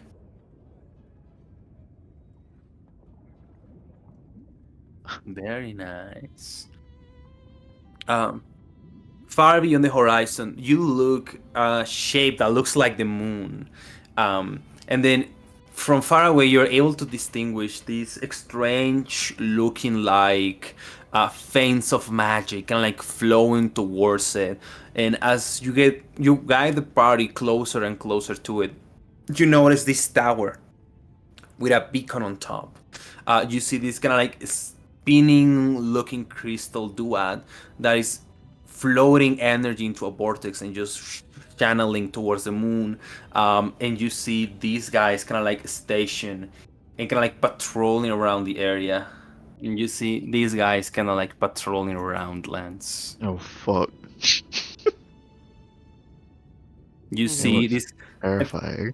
ethereal looking armor made in shape kind of like from floating water that is able to maintain shape. And then you see this kind of like small looking lost gem ram that walks into the wrong place, and in one instant one of these guys grabs a spear, shock it at lightning speed, pierces through it, and leaves a small crater on the ground. Gem Rams stay losing, bruh. Oh, they might have been right when they said A-level drifters. Okay. Well, that place is clearly a no-go. Do I understand what it's doing with the moon? Like, You could Like- roll me. yeah, go Oh, ahead. sorry. You want to understand what is it doing, right? Yeah. All right. You can roll me an investigation or arcana check for that. Do the investigation one. Alright, damn. With a 10. You're not quite sure of his purpose at 100%, but you're able to tell that he's moving mana towards the moon in a constant flow, and you're able to see that it's kind of like pulling the Fallow into the tower and kind of like whoosh, move it into the duat. The duat spins it and turns it into this eerie looking purple magic towards the moon. A lot of these places look pretty dangerous. Still not seen any albite. I'm gonna have a extra lookout for any albite at all. You can roll me a survival check, and I need everybody at the table to roll me a DC 14 Constitution saving throw.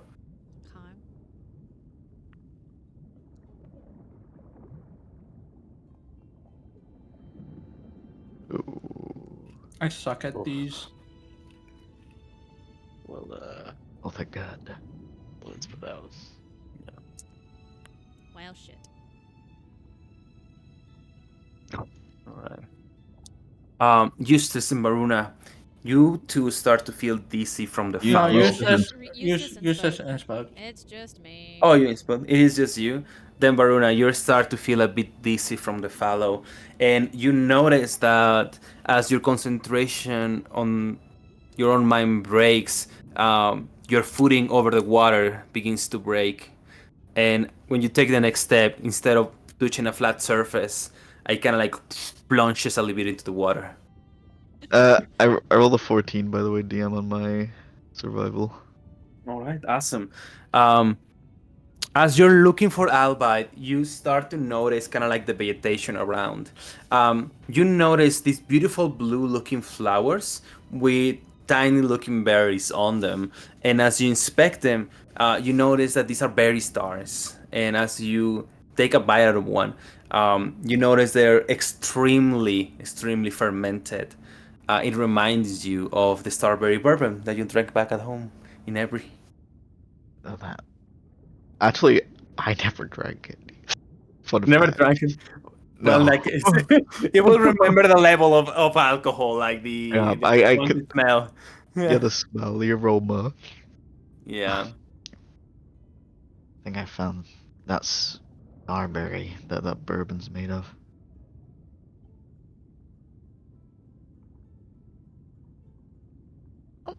I'm gonna grab some just for the. Why not? Yeah. And as you're like kind of looking for the vegetation, you finally are able to find. Give me a second.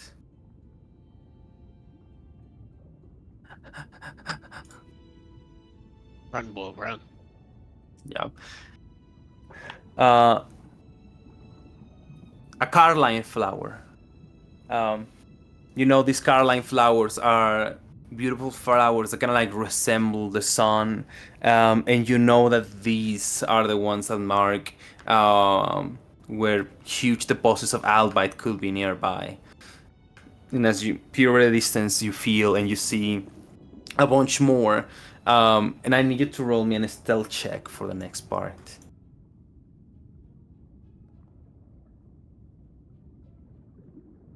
Only a 24 good. Only. As you guys are like walking in between the water and these islands, Varuna, you are like struggling to keep your concentration with the Fallow a little bit. The dizziness is getting into your head. Lance, you're able to find just entire sways of tectonics just grabbing fish out of the water.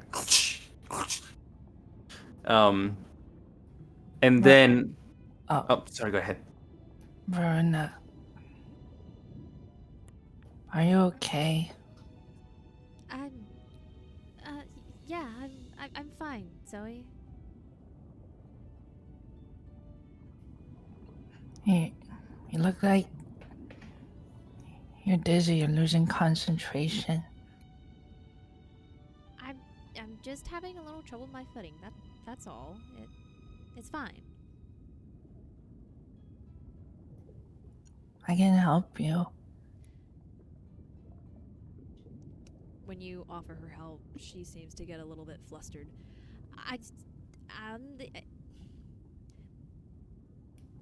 I carry her, Princess Carrie style, dude. She looks extremely angry and she's pouting, but she's not saying anything.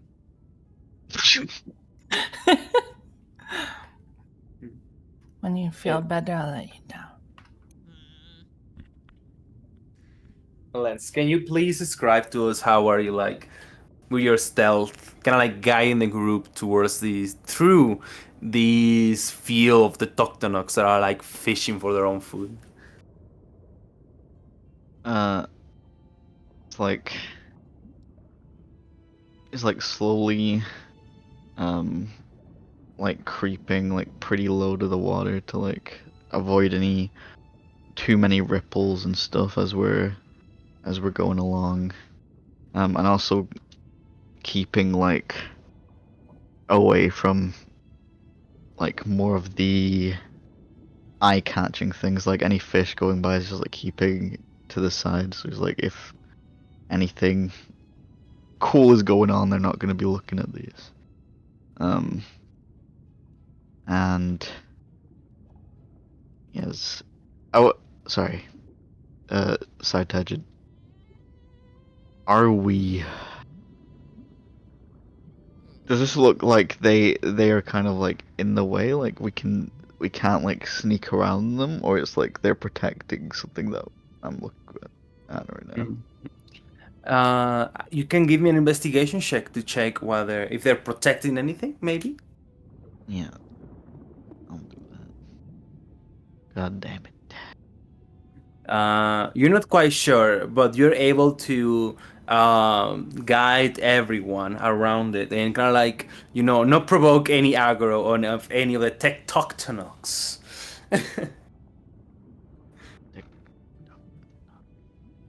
Yeah. Well, it's probably better for us to stay out of trouble until we find exactly what we're looking for. Yeah. And as you continue to walk, you notice that the moon keeps getting bigger and bigger and bigger. Everybody, can you roll me a DC 17 perception check? Any people with eyeballs out there? Yes, I guess there is. Give me a second. I had to pull up my sheet. Could I be reminded what exactly it's just perception? Perception. Perception. Okay. DC 17. Motherfucker. She's just too flustered. She's too flustered in Zoe's arms. Leo and Zoe, you two begin to notice that as you stare into the moon, there appears to be a city within the moon.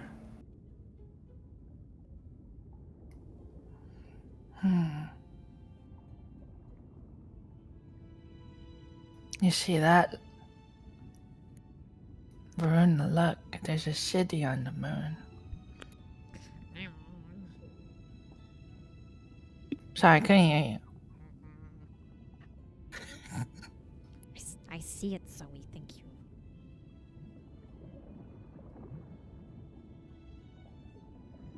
Her face is beet red.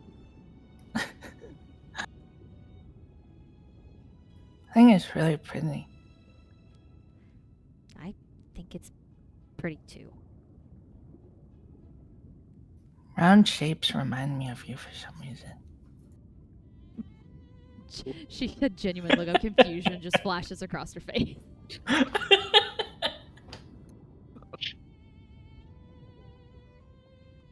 Really? There's Sharp ankles make me think of you.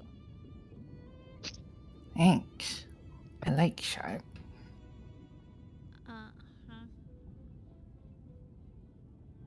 Are we there yet? I look at Lance.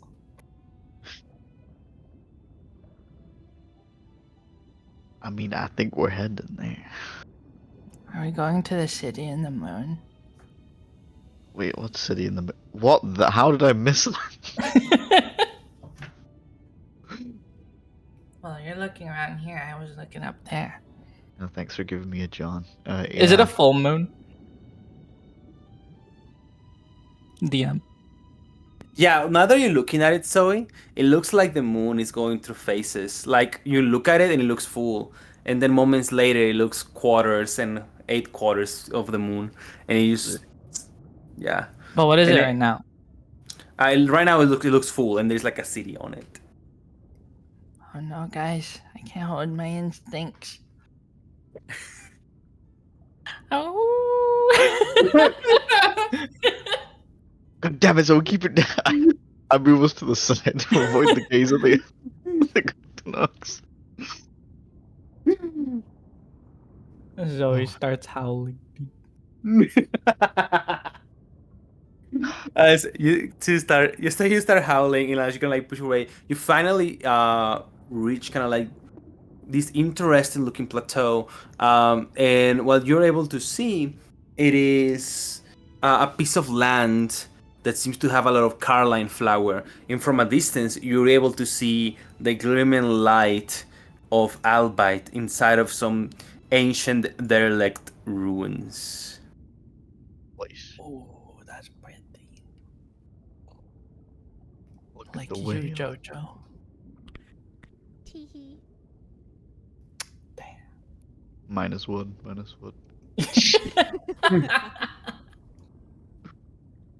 Takes one to know one, sister. I'm saying, bro.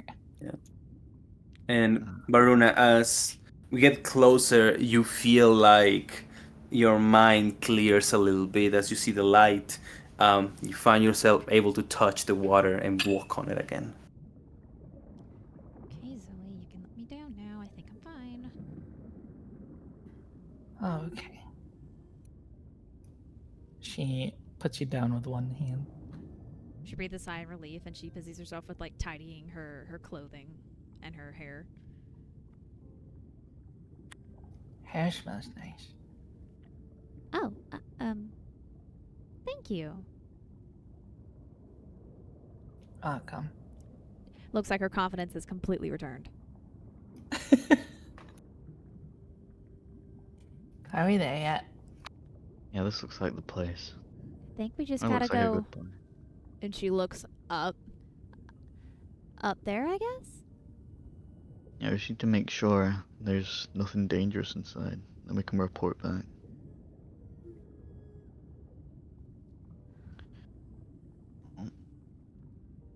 Is there a clear path up? Yeah, you can see there's like this island, and there's some stairs on the right.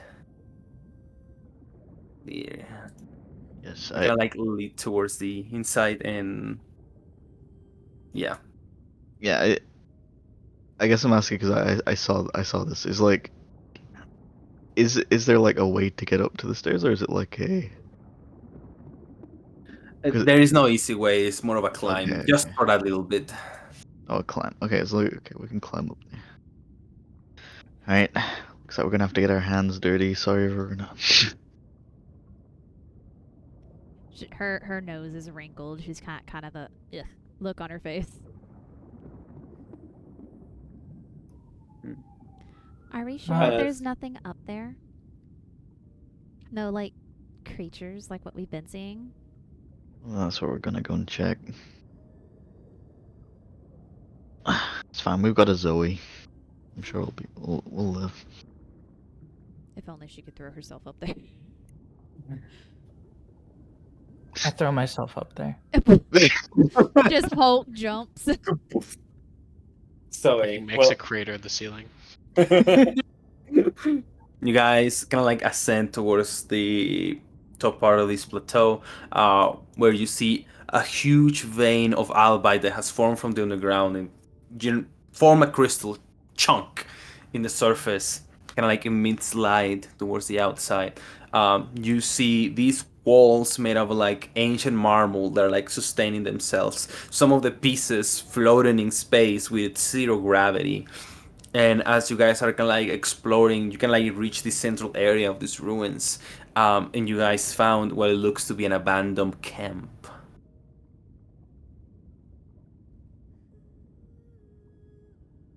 Well, it seems empty, I think. Is there like, could we discern how long it's been abandoned for? You can give me an investigation check. Maybe. I'll just hit a nat 20 right now. Yeah. No. See? It's always good to call them out. You're able to distinguish that this place, this camp, was set off somewhere between 3 to 4 weeks ago. Been about 3 to 4 weeks, so people here were long gone. Maybe some drifters even. It makes sense, and with that much time, if they were going to come back, they would have. Sounds like we found our spot then.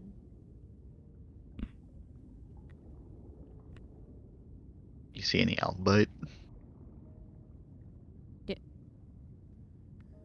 Yes, you guys see the crystal that emits the light. There's like a huge chunk crystal that comes out of the surface. But I would like everybody to give me an investigation check on this place. Guys, make sure not to rest yet. Stuff will respawn. Dude. Leave my raid mechanics alone. Oh. Oh my god, that is huge roll. Holy shit. So everybody's kind of like mesmerized of this place, kind of like looking around. You guys are able to see some like ancient looking murals from like a city a long time ago. And you're seeing these depictions of commerce and culture as lands. Your attention is focused on the camp. That is when you notice some stuff on the ground.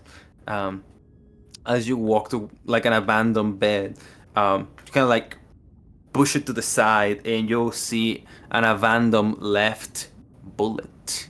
You see that it's inlaid with a red color around its trim. Hey, Eustace. Yep. Hey, look at this. I like kind of flick over the bullet. You kind of like look around the bullets, and you notice an etching on the bottom of it. And you see that it looks made by a sharp object. It looks like a cross. And also you see the red inlay on it. But as far as that, you don't quite know much about this bullet. He'll kind of twirl it in his fingers a little. I got nothing. You don't mind if I keep it though? Yeah, sure, go ahead. Tuck it in his overalls. It doesn't disappear. You can hear it rattling. Please add as like an item, Eustace, just like a red edged bullet. And Lance, um, as you continue like to investigate the camp, you see what appears to be like a pillar in the middle of the room, and like all the pillars around here, they have like moss growing around them and stuff. But what you notice is that this pillar has a bunch of cut marks on it. It appears something very sharp cut through it, and by the size of the cut, you see it is actually quite sizable, like blade that did this. It looks like somebody was practicing their fencing against this pillar.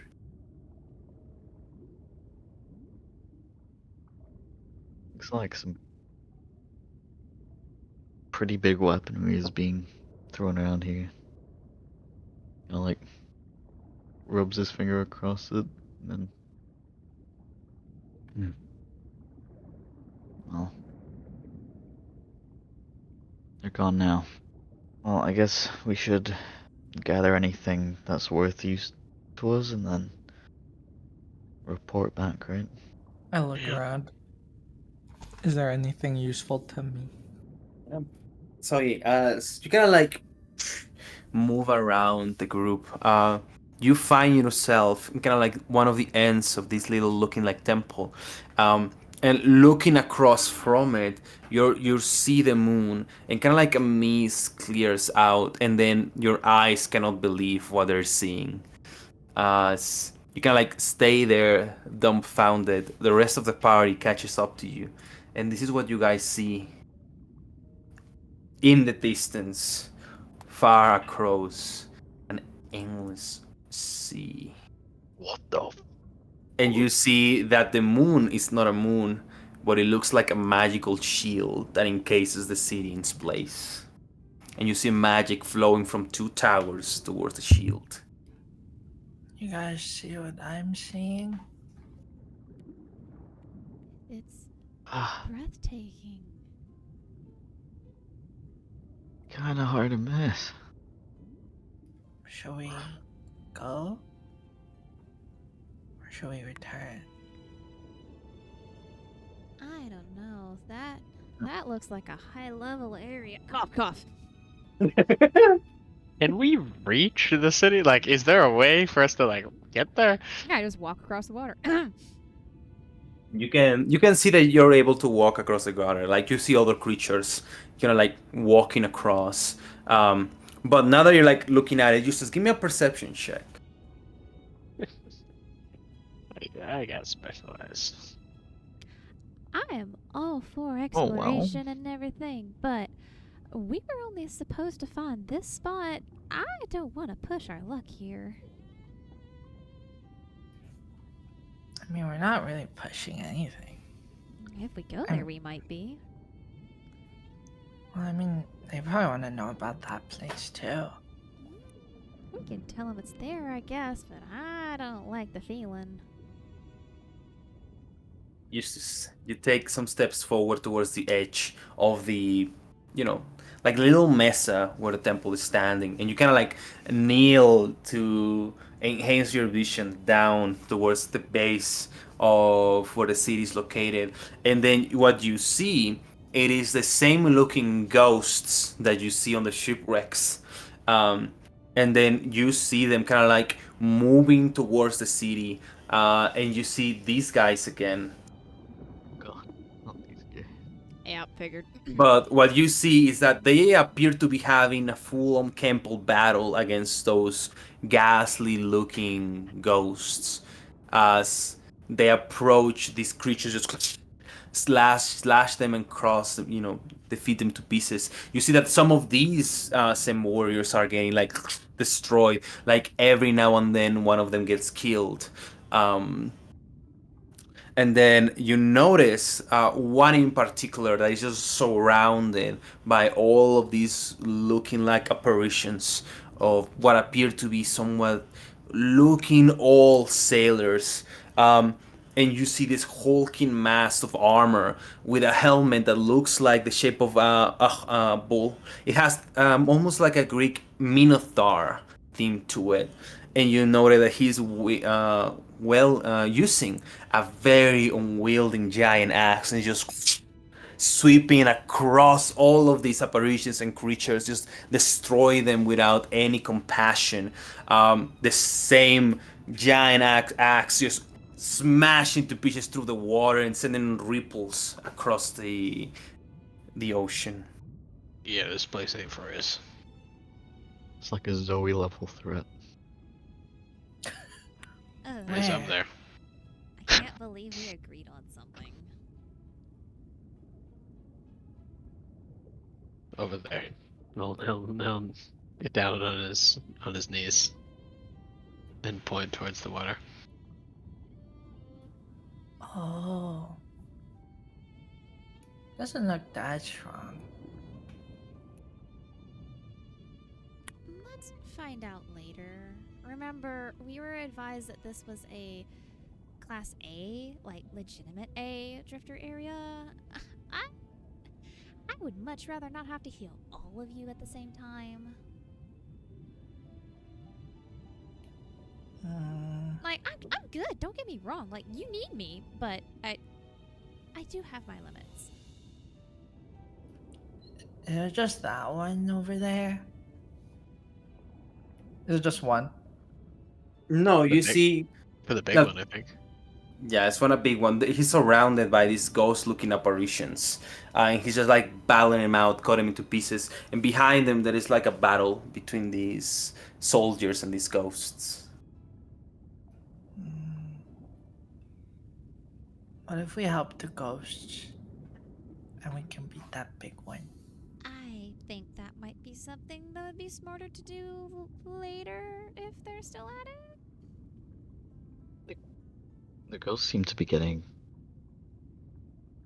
kind of destroyed by the big guy. Yeah.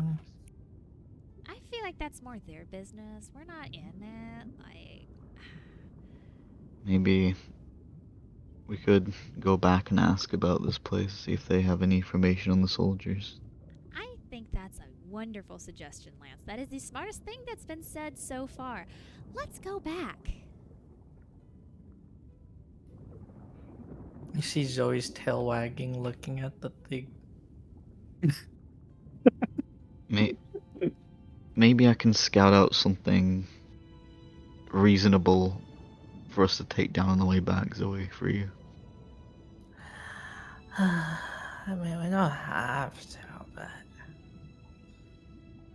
You want can- to? well, if it's not as strong as that thing, I guess we can just wait till later.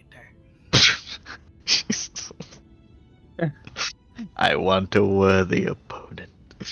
As you guys go back, Oh my god. Ooh! It's like a rainbow. It has a Alright, well, shield floating over it. We're definitely going back there. That place is That's sick. crazy. We gotta get to the rainbow world. I want to view it really quick. Just like, Yeah. can you move it up, Joe? Bitch, I was in the Yo. middle of movement. sorry. Excuse me. Yo, it's a DM Rainbow has no Road from patience. Mario Kart. Oh my god.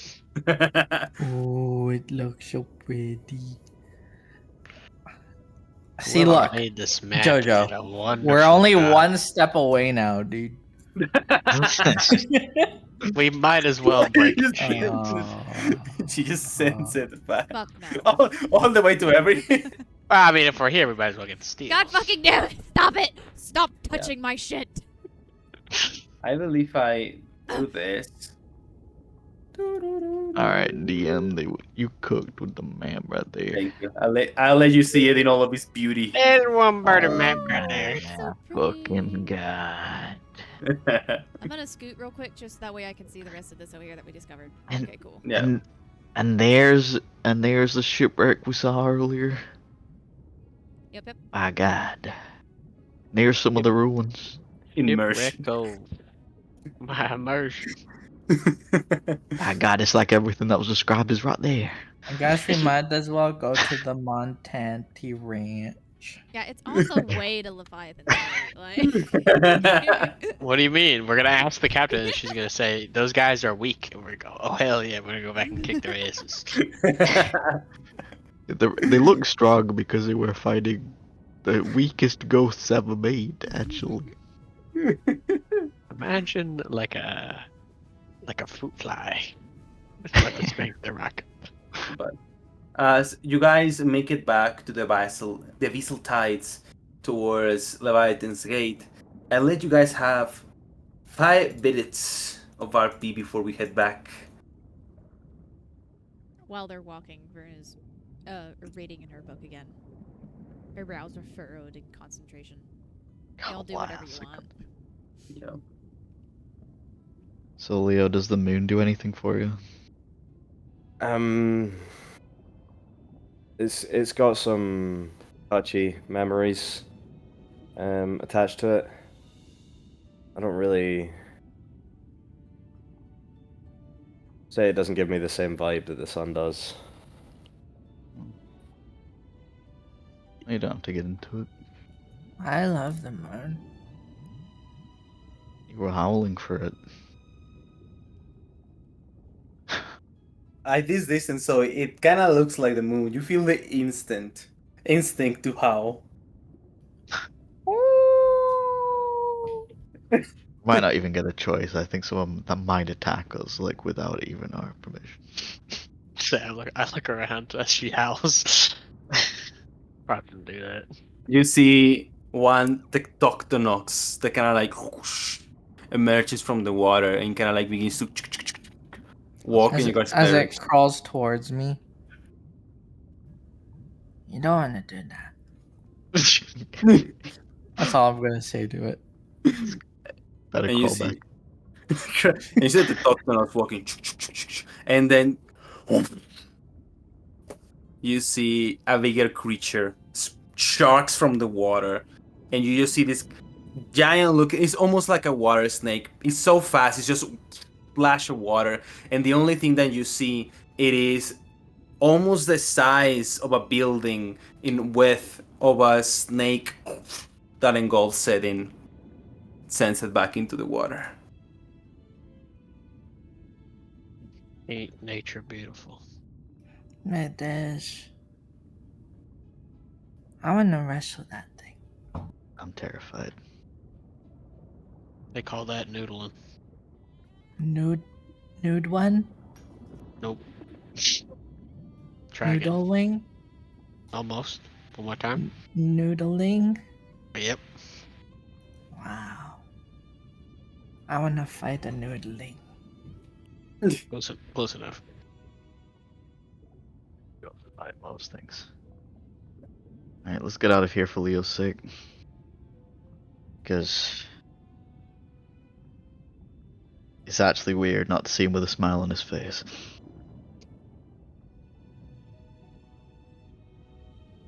You guys arrive at Leviathan's gate.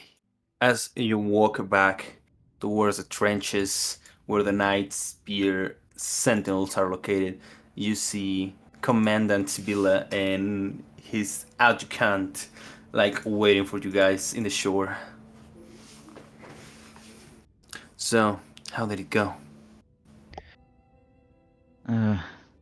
We found some ruins fairly elevated, not been used in around 4 weeks.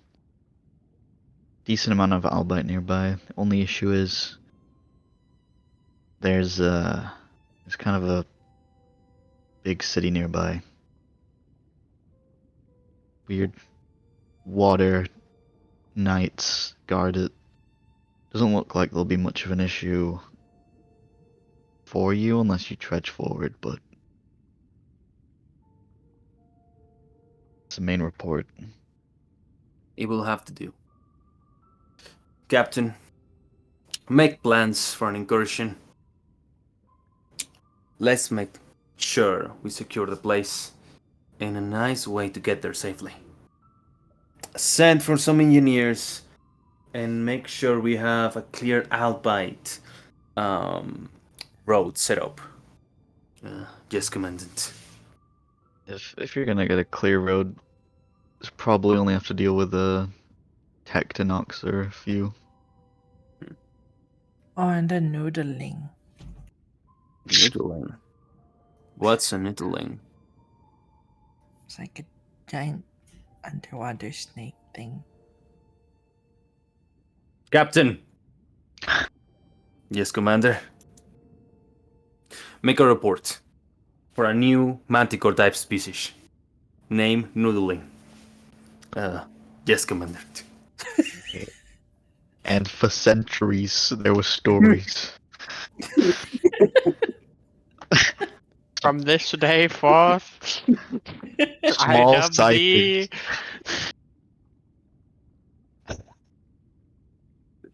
Not a fucking noodling. Fucking noodle.